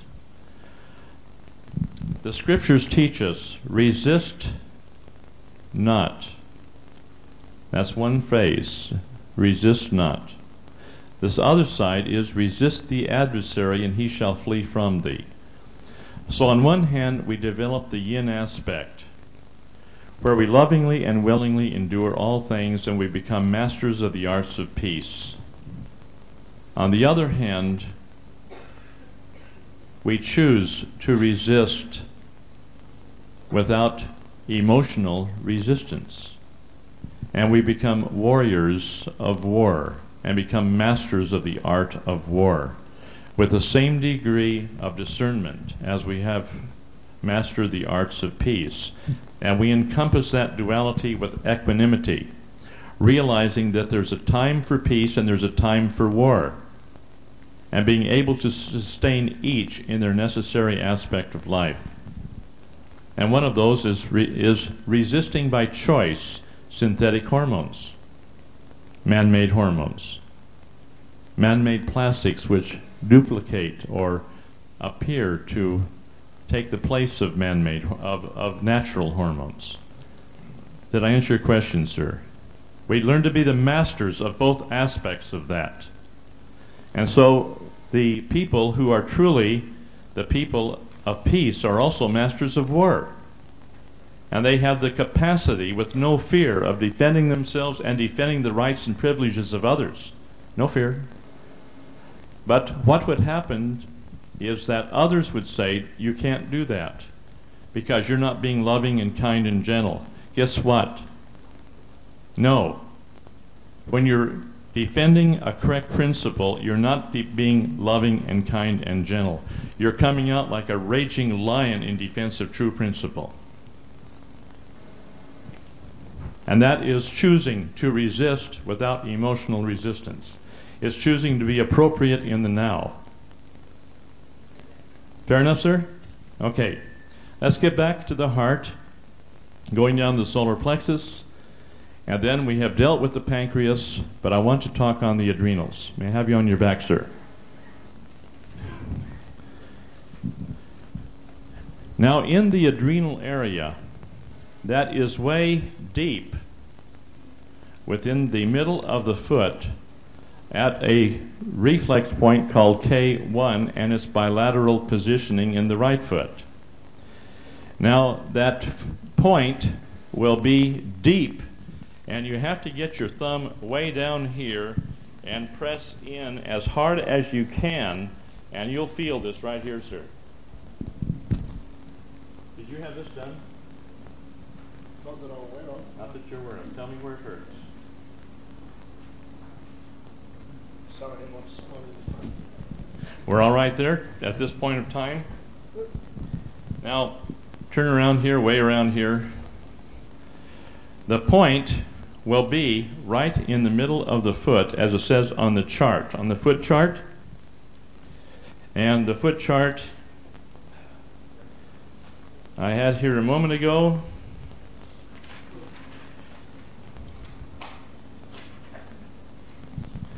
And that's basically right here in the center of the foot.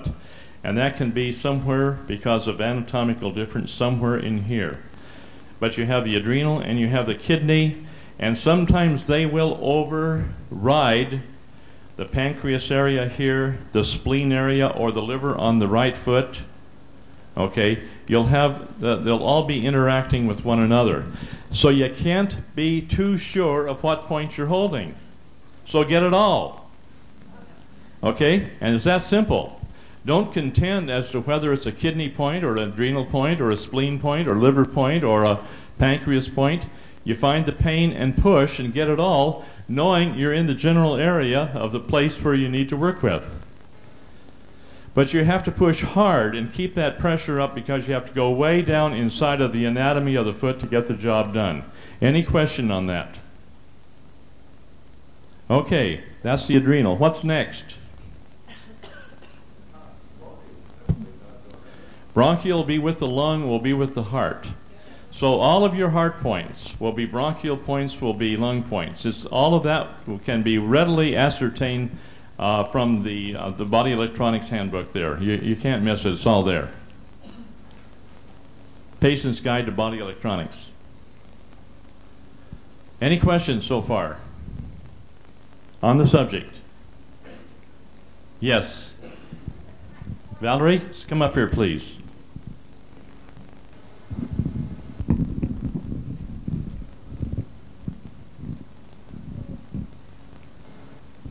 Can you do the hard point on somebody with the pacemaker inserted? With the what? Pacemaker.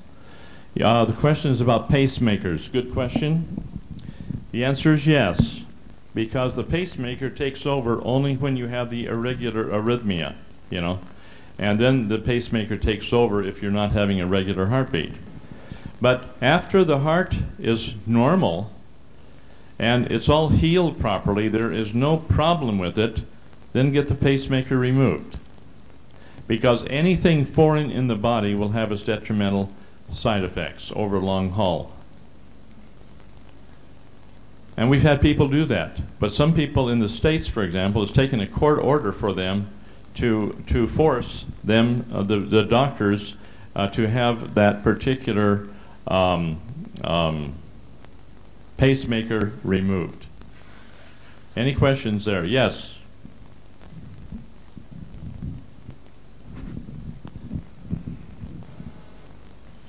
I just want to backtrack to the medulla. When Sam said he had the burning at the back of the head here, would that be from the reflex from the medulla, the burning, or was it from Sam's head being on the, holding the other point from the back of the head? It certainly wouldn't be from just having the points on the back of the head lying on a pillow or on the softness of the sheet. That would certainly not be it.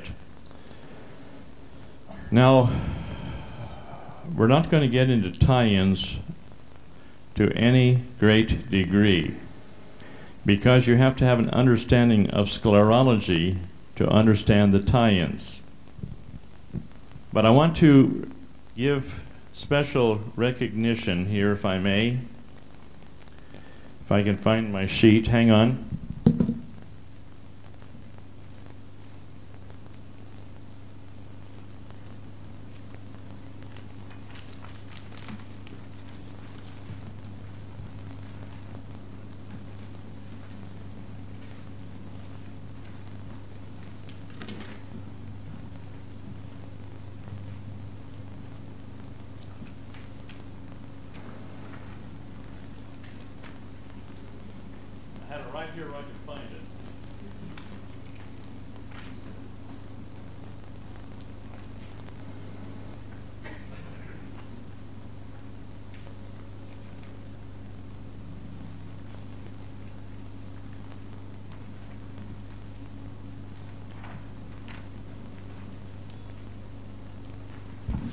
While John's looking for that,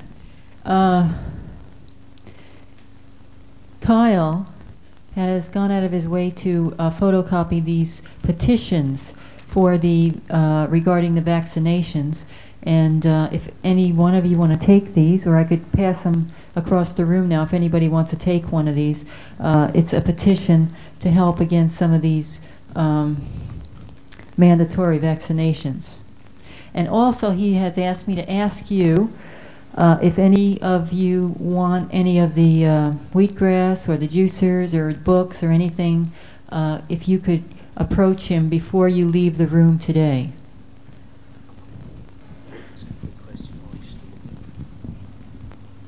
Quick question back to the pineal and pituitary glands, just while you're looking there, John. You said if you drop something on your toe, then the procedure would have to be done again. Is that like, I think I probably stub my toe once a month. I'm just curious, is that the same thing? You'll have a problem, sir, that'll need to be handled.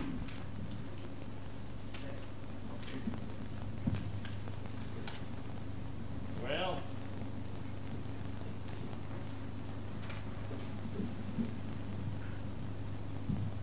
What are you looking at? let me go back and look at it. I'll give you a lady way out in Indiana. Her name is Loretta Flora. And she discovered if you have a tie-in, which comes from the sclerology studies, which I have encouraged all of you to get the 4 volumes of the sclera from Sakara and from Jennifer. These 4 volumes of the sclera are vitally important. Now, one thing, if you have the pineal pituitary thyroid tie-in, where you have the indicating lines all tied together by a degeneration line, this means that you have suppressed enthusiasm, suppressed pain, and suppressed anger all tied in together, which gives a person that every time they have pain, they get angry. Or every time their enthusiasm is dampened, they get pain and they get anger. It's all tied in, and it's always going to be the same emotional reaction for that person. And everyone has emotional reactions which are triggered off by the same event in life over and over and over and over again, and they're trapped by it. Now, in this area, if you hold the pineal point, the pituitary point, and the thyroid point all simultaneously, and hold it until there is a pulsing where they all pulse at the same time and go out. And the person continues holding it until all 3 points finish together. Oftentimes the degeneration line, which ties in that reactive mechanism at all 3 levels of pineal, pituitary, and thyroid, that degeneration line disappears in the sclera of the eye. And I have seen that happen. In the medulla area and the heart area, which we're not getting into the explanation of that here because that's on the sclera tapes. The medulla and heart area, you hold the heart points and you hold the medulla points both at the same time, and they get into these tremendous energies of resistance pertaining to that particular tie-in. And when the points throb out simultaneously, then oftentimes that tie-in of that degeneration line between the medulla indicator and the heart indicator, that goes, and the person is no longer emotionally controlled by that particular emotional tie-in. Now there's probably about 30 or 40 different tie-ins, and they all have unique prisoning effects upon the individual. I mean, it keeps them in an emotional prison of reaction over which they cannot escape. Just like that lady I told you about, unhappy, I'm unhappy, and suddenly you blow out the crystal and I'm happy. Now, we're all in that same boat. We learn to tolerate, we learn to live, and we learn to justify our reactive patterns in thinking that we're sane when in reality we're socially acceptable within certain parameters of insanity. Fair enough? And that's where it is. But we seem to get along in life with these reactive mechanisms. But when we study the sclera and then tie in the point holding properly with that, we're able to eliminate those areas of imprisonment that we have self-imposed upon ourselves by our own resistances. Now you might say, well, it's not my fault, it's Mama's fault or it's Daddy's fault because they gave me this body. But I'll tell you this much. When we learn to lovingly and willingly endure properly, then we are able to transmute those things and those will no longer be there. So don't blame it on Mommy and Daddy, okay? Because we have the capacity of overcoming them if we only would. And if we can't overcome them, then that shows the deficiency lies within us. Alex, one question, please. So that we discovered that when we do anything, we are helped to influence everybody that's connected to our DNA.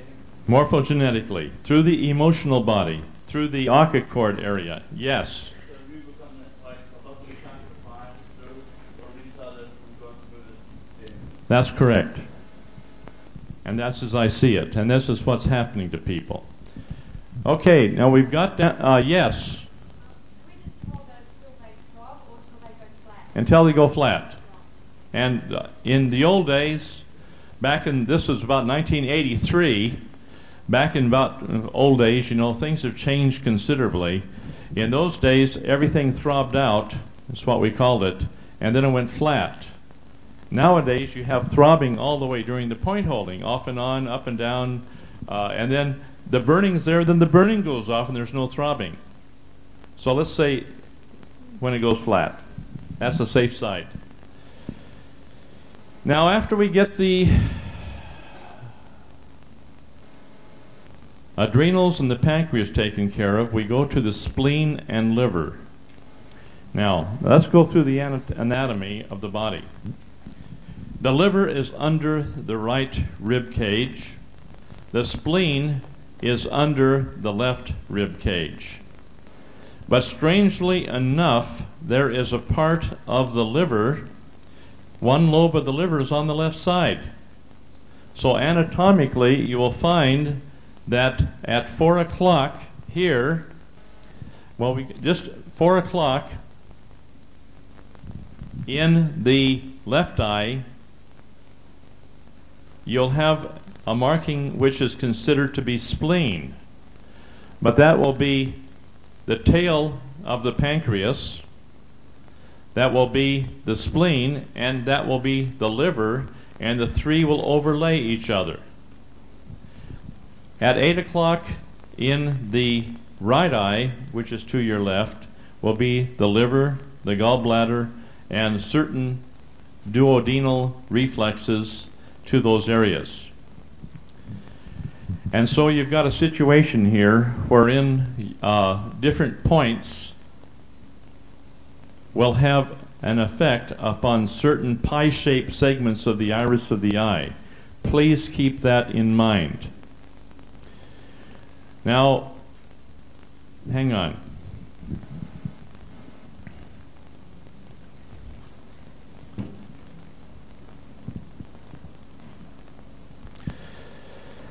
I want to go over another important area here with you.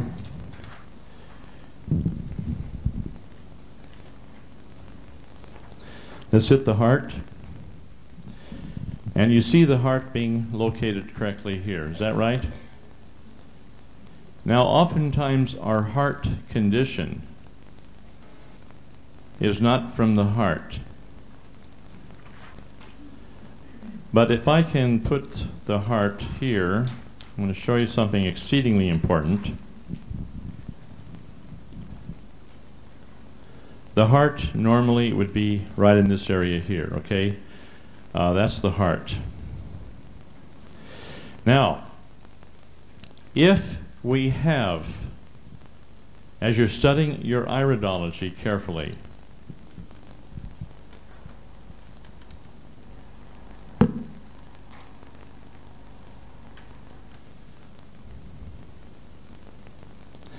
what we call an indentation, which we discussed earlier in the week.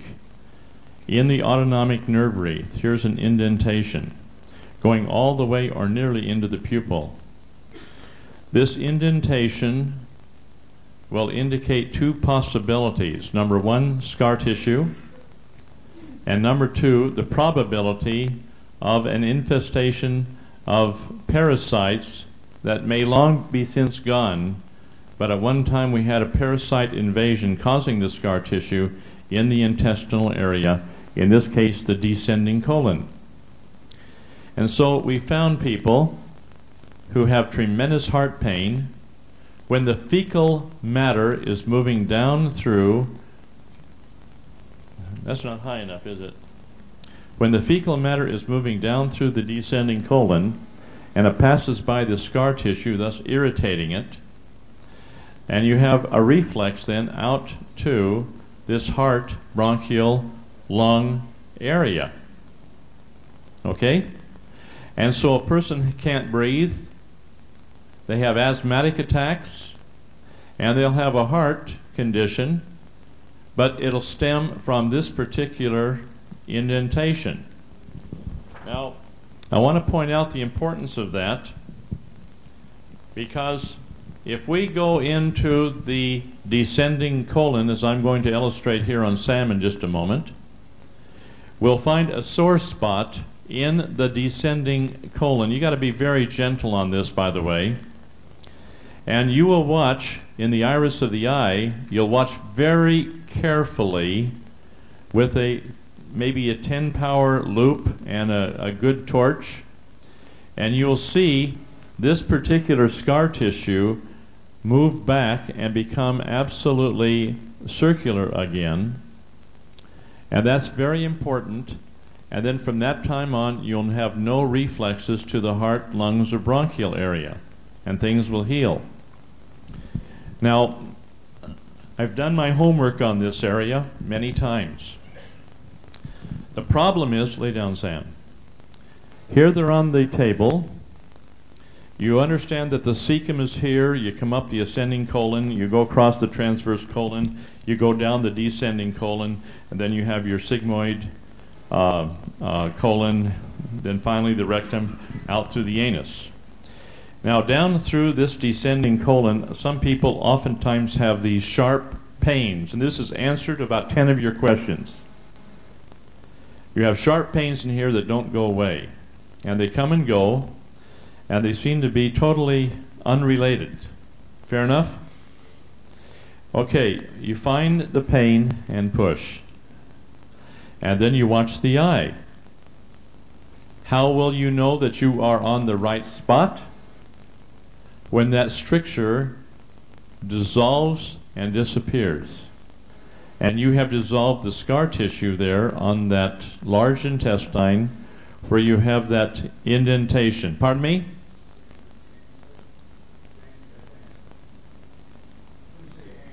Right here. Say that again? Oh, your hands are in the way. I'm sorry. Okay, got it. And you put the pressure on that area, but you have to be gentle. You don't go down like this straight. You take this part of the hand here, and that's all the pressure you need. And oftentimes that person will have burning and searing pain in there for a couple of hours. And then if you have the right spot, then that indentation or dent in the autonomic nerve wreath will disappear and things will heal properly. Now that will hold true for all up through the descending colon, all the way across the transverse colon, all the way through the ascending colon on the right-hand side. You check the eye out and you follow the Jensen chart very carefully. It's quite accurate. And you find out where the dents are. And you can just very quietly, you have people sitting around here holding points, and you might ask them, may I have the next dents, please? Oh, come on, come on. Anyway, that's, here we need to take a good close look then at the dent, or this indentation. I had mentioned before that this could be parasite related from long ago, but whenever you see an indentation in that autonomic nerve wreath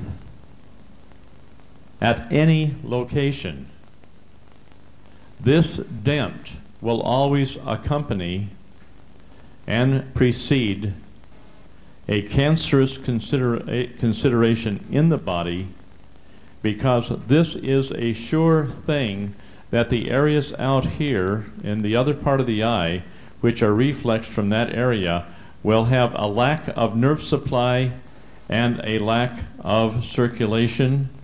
And when you have that problem, you have the possibility of a cancerous growth situation. Any question on that? Okay, I just want to throw that in there because we're not fooling around here. And if you're going to do a good job on body electronics, you have to have a good, solid understanding of iridology. That's what I used to say up until about 15 years ago. And now I say you have to have a good, solid understanding of sclerology on top of that. So those of you who are iridologists, which are on that Milbourne tape, there's a little tiny bit of sclerology on the Milbourne tape. But get the full impact of that from the tapes which we have now on sclerology. And get those a set of 4 tapes. You will not be disappointed. And you can use that to be of service to your family and friends, and with a great deal of enjoyment. Like anything else, those 4 tapes could probably be expanded into 20 tapes. But this will give you something to work with initially, and something to set your feet on. Now, after we have dealt with the spleen area, which is an endocrine gland, and the liver area, we get down here to what we call the uterus and prostate area, which is on the inside of the foot, halfway between the inner malleolus and the heel. This is the uterus and prostate on both feet. And on the other side will be the ovaries and the testicles. That'll be on the outside of the foot, between the outer malleolus on the outside of the foot and the heel. I think you can extrapolate that, can't you? No problem? Now the best way to do it is get a C-clamp. And that C-clamp will simply be on both sides, just a C-clamp, and find the prostate on one foot and then the testicles on the other. And for a woman, the fallopian tubes will be all the way across here. Okay, yes?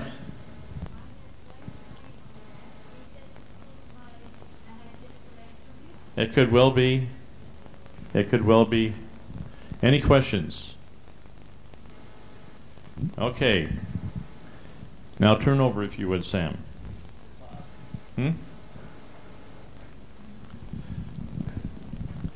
On the spine, which we're going to touch on briefly.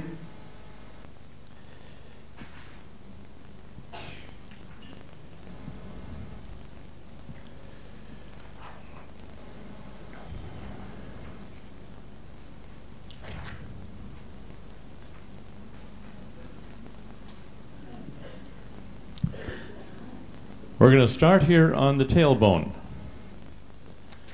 Now, on the tailbone, we have the coccygeal area here, or known as the coccyx.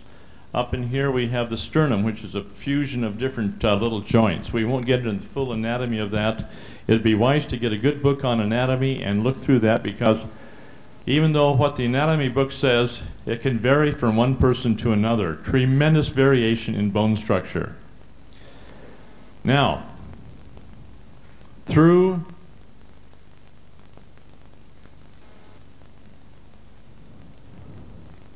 going to talk about the brain. In the fourth ventricle of the brain, in what they call the choroid plexus, you have the manufacturing of cerebral spinal fluid. And the primary respiratory mechanism brings that cerebral spinal fluid from the brain down through the spinal cord, all the way down to a cul-de-sac here at the bottom of the coccyx. Now there is a membrane, which I'm not going to get into great detail on. But this membrane is a very important thing, because there appears to be torsion or duress placed upon this membrane in a certain way from the brain all the way down to the tailbone, that if the membrane is under duress, it'll stop the flow of cerebral spinal fluid going into certain parts of the body. Now, if we've had a good fall on our tailbone, instead of having the tailbone having a nice normal curve like this, then what you'll have is that instead of this type of a curve, this will come back under and be bent back, sometimes just like this. Instead of a nice curve like you have here, it'll be bent back and under, causing this membrane inside this cul-de-sac here to be torqued, and that torsion will be distributed all the way up through the membrane, all the way up into the skull itself, into the actual inside membrane covering the different bones and sutures of the skull. So therefore, we have to get that tailbone straightened out. Now, I have found about 90% of the people that I examine have tailbones that are bent, twisted, turned, calcified. And that calcification is going to block the normal flow of cerebral spinal fluid throughout the body by these distortions in that membrane going all the way up into the skull. Now, the cerebrospinal fluid flows out through the ventral roots. Up in Canada, the osteopathic profession has put colloidal dye into the spinal cord and have marked the progress of that colloidal dye all the way out through the ventral roots, out through the perineural pathways, which are the little pathways around the nerves, the perivascular pathways, and tiny little pathways around the capillaries and the arteries and so on, and clear out through what they call the tiny hollow collagen fibrils, which are the glue, you might say, that holds the cells of the body together. And so what they have found is that this cerebrospinal fluid flows all the way out to every single cell of the body, and it's not confined to only the spinal cord, which has been taught for many centuries, almost, at least decades, in all of the anatomy books, because they say the cerebrospinal fluid is confined only to the spinal cord. It is not. It goes clear out through the entire body, and this has been proven conclusively. Now, this flow of cerebrospinal fluid is important, and if it's blocked in any manner through a spinal distortion or through a cranial lesion or calcification, then what we have to do is to release that calcification or get that spine straight by whatever means possible, and by all means get this tailbone straight to start with, because without this becoming perfectly straight, you cannot do proper cranial activity. Now, this is the importance of the tailbone, that many of you have some black bushes in the iris of the eye on the tailbone area. Many of you have had hard falls and your tailbone is all scrunched under. I can guarantee to you, unfortunately, having been there myself, that the body will not heal till that tailbone is one of the sequential events of being corrected, and that has to be taken care of. Now, the next thing that I want to point out will be the very top of the cervical spine. And I've got a couple of pictures here that I think will do us justice. Now, right here is what we will call the atlas, or the first cervical vertebrae. Now, right in here, you have what they call a superior articular surface, both here and here. And this is a little bone structure on which the cranial or the cranium rests. And if this is calcified in here in any way with the cranium, then we cannot make this particular movement. And some of you are having struggles with it because of trauma, whiplash, injury to that particular area, and that limits our ability to move our head like a rocking horse, backward and forward, where it rocks smoothly on this particular area. These are difficult to adjust because of that severe calcification in that area. And that calcification through point holding will have to slowly and deliberately be dissolved, so eventually this will be freed up to where we have this type of motion. And so the forward and backward motion, to keep it simple, will be one thing we have to look at. The second cervical vertebrae is called the axis. Now, the side view of that axis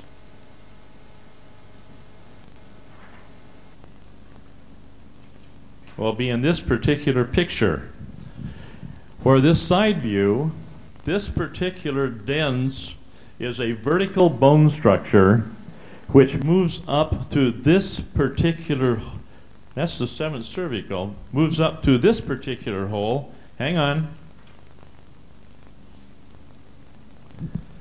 That we have right here. And this particular hole, pardon me, right in this area, the dens moves up through that, and that when that's calcified, we can't turn our head from one side to the other like this, because this is like a little, the ability of this thing is to rotate. This thing moves right up through this particular area, right here, okay? And allowing the head to rotate from side to side. So that calcification has to be dissolved sufficiently to dissolve all this whole area so that the dens can then rotate in the first cervical vertebrae. And that means that the calcification will have to be taken care of. Now that's going to take a bit of time, my friends. It's going to take a bit of time. You have in your book a picture of the spine, and the vertebrae are there. And you will need to really study that in detail, because a course in osteology cannot be presented in a half an hour or an hour. You can spend 6 months studying osteology. But on dealing with the back, find the calcification and use a thumb on that calcification and dissolve it. Use an elbow only in the presence of somebody who has been sufficiently trained to understand exactly what to do for example, a lower back anterior displacement. You can't fool with these areas. If you make a mistake, you can hurt a spine. For example, if it's full of osteoporosis, you don't want to mess with a back with an elbow at all. Use thumbs, and that will take a little longer, but but you can certainly dissolve those calcifications. Cliff? I can't hear you, sir. Come up here and put that on tape. Well, I've just been given the high sign, so we do have to rush a bit here. How much time do I have, Jennifer?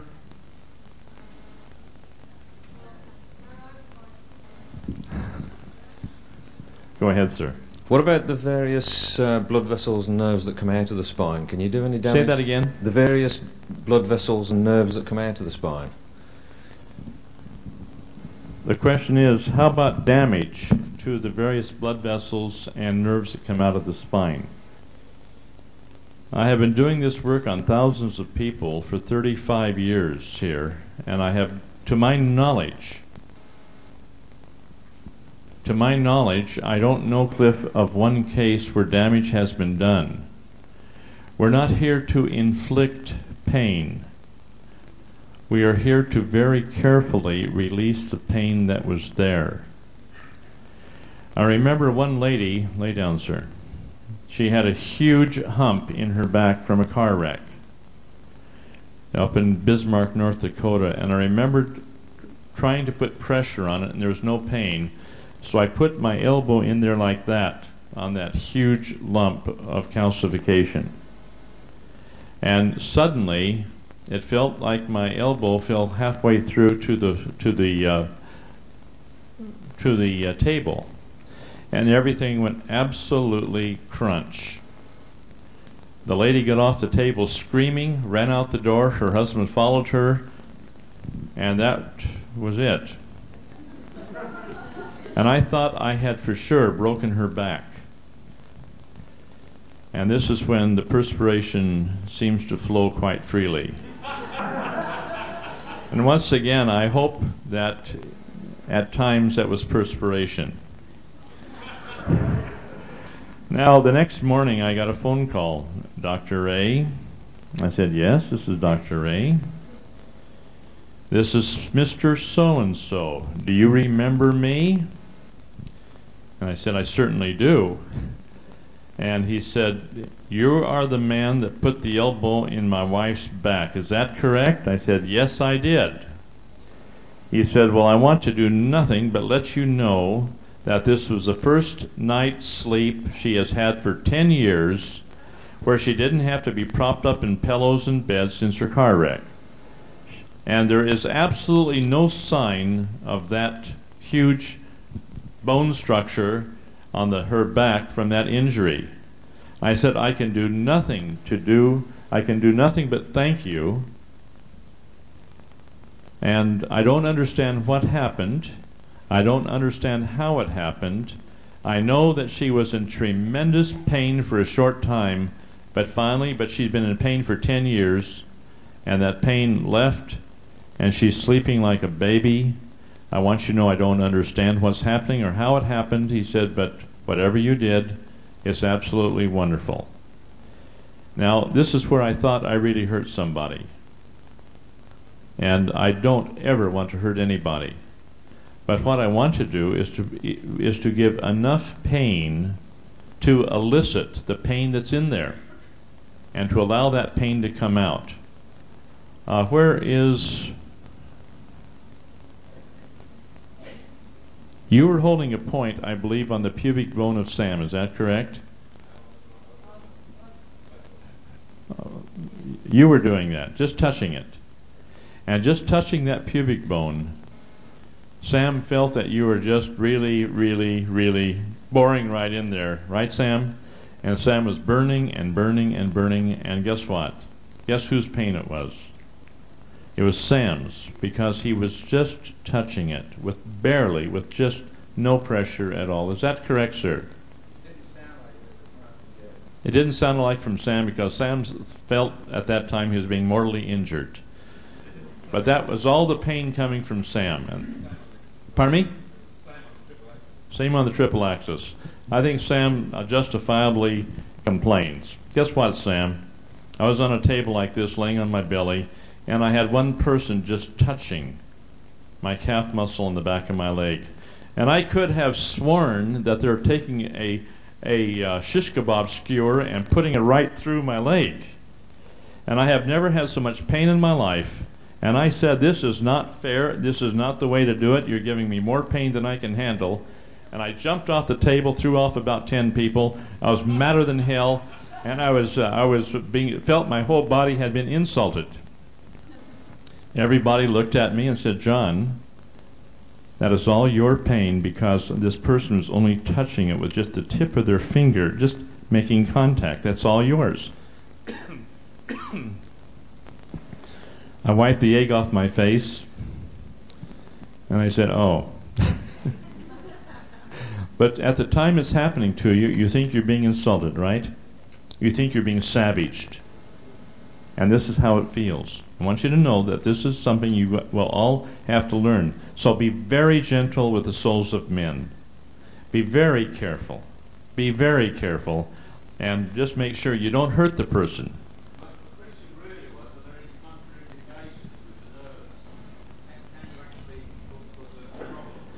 We have had people who go numb on a body part for a while. And that body part, if you stop in the middle of a healing crisis, that thing can stay numb for several months. And this is why I insist that you don't get to start holding points until you're willing to go completely through it and finish it off properly and go flat. The numbness will eventually come off. But some of these people who have been through traumatic injury, that numbness does not come off without a long, sustained pressure on that point. But it is dangerous, I would say, not to leave the person in the middle of a healing crisis. I not only say it's dangerous, I say it's irresponsible. Now, yes.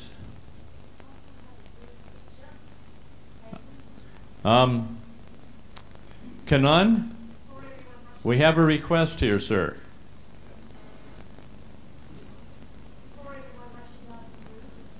Okay, did you hear the request? Yeah, that's a good idea. What I thought we could do in the morning tea break this morning, we can use the steps just out here, leading down to the ground floor. We could. It's probably a good spot. We can all sit on the steps there, block up the stairway for a couple of minutes, and you can get a shot. So if you all want to do that, that'd be good. Fair enough. Okay? Thank you. Now, for several of these points that we have shotgunned here, it's difficult to explain these points without the physical experience of going through them. One of these is the triple axis clavicle, one will be the ischial tuberosities, and one will be the pubic bones. Now, usually these points, because of their delicate nature and because of the tremendous pain that's involved, are reserved for the classes where we deal with the instructor seminars, where everybody participates and they all receive this type of point holding so they can gain the experience of the effect of it. And so all the instructors have that particular experience. We will not have the time to do that here. And usually on an intensive type thing, we're holding points, but we don't have the full instruction that we would like to have that we do have at the instructor seminar. Now, so that'll help to handle that, yes. The question is, how do you straighten a bent coccyx? It might take 5 or 6 hours of patience, and I'm not going to go through the instruction on that here, because that is something that you can only learn by experience of straightening out other people's coccyx. And I don't want to do that right here. It's too dangerous a proposition if you use the wrong pressure the wrong way. And I don't want to do that. And that's fair enough. Any other questions? We've gone through, yes, sir. Start with what? I have enough problems just trying to deal with people who are nauseated by themselves without being pregnant connected with that. And Doc, there's so many variations there on what could be causing the nausea. If I gave you an answer, I'd probably be wrong where there might be 20 different factors involved. And it's a difficult question that we have to deal with there. And I hope you realize some of these questions just are not solved by a simple answer.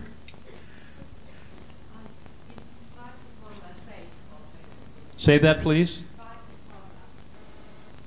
I can't get your question, please. Come up here. The spray. Sorry.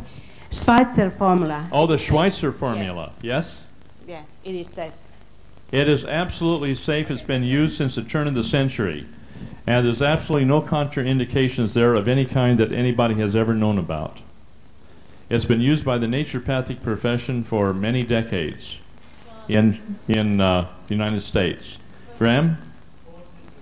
Pardon me? Autism.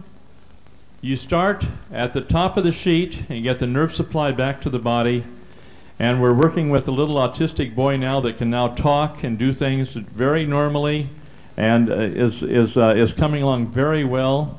But you just go right straight down the sheet, one step at a time, and everything comes right. I think she asked, was the Schweitzer okay for pregnant women? Is that what you asked? Yes. I know of no contraindications of any kind when it comes to the Schweitzer. None.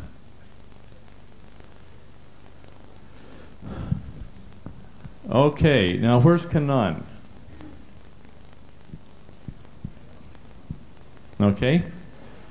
I've been given the wind up about 10 minutes ago. I think we're done, Sam. You might go to sleep there if I leave you any longer. I want to thank all of you for this participation and for the admirable way in which your mind was open to have a trusting heart and to move on ahead in what for many of you is a new experiment with things that you haven't done before. And I'm very grateful for every single one of you for the help that you have been to other people here. Very grateful. Now we do have one last get-together, I think, Kanan. And that is at the point holding in about half an hour after the picture. Is that correct, sir? Up in the choral room? And then after that, when that finishes, within the time element, there'll be a break and then a 3 o'clock reconvening for a final get-together. Now, for those people who are on the table today, those people that have already had wonderful, wonderful progress, I'm asking you to step back and allow other people who are still having some problems. Let's see if we can resolve those today. It's only fair that we have that. Now, on the other hand, if you haven't had your fair share of point holding, then let it be known, because there are some people who have stepped aside and stepped aside and stepped aside, and those people need to put themselves forward and say, I really want my time on the table. And we'll see if we can get all that taken care of. Yes?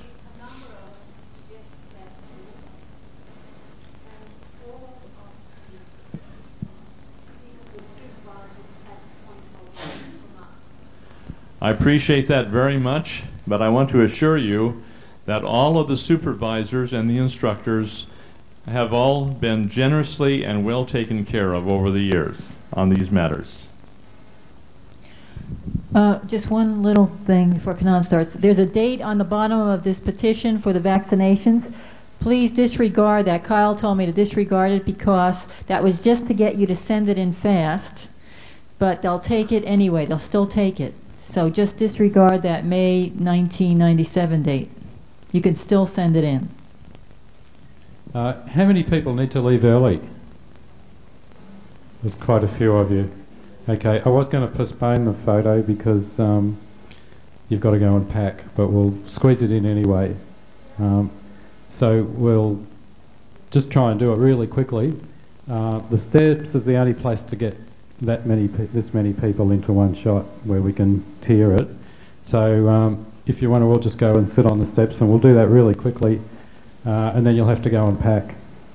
And just leave your bags in the room, and the porters will bring them.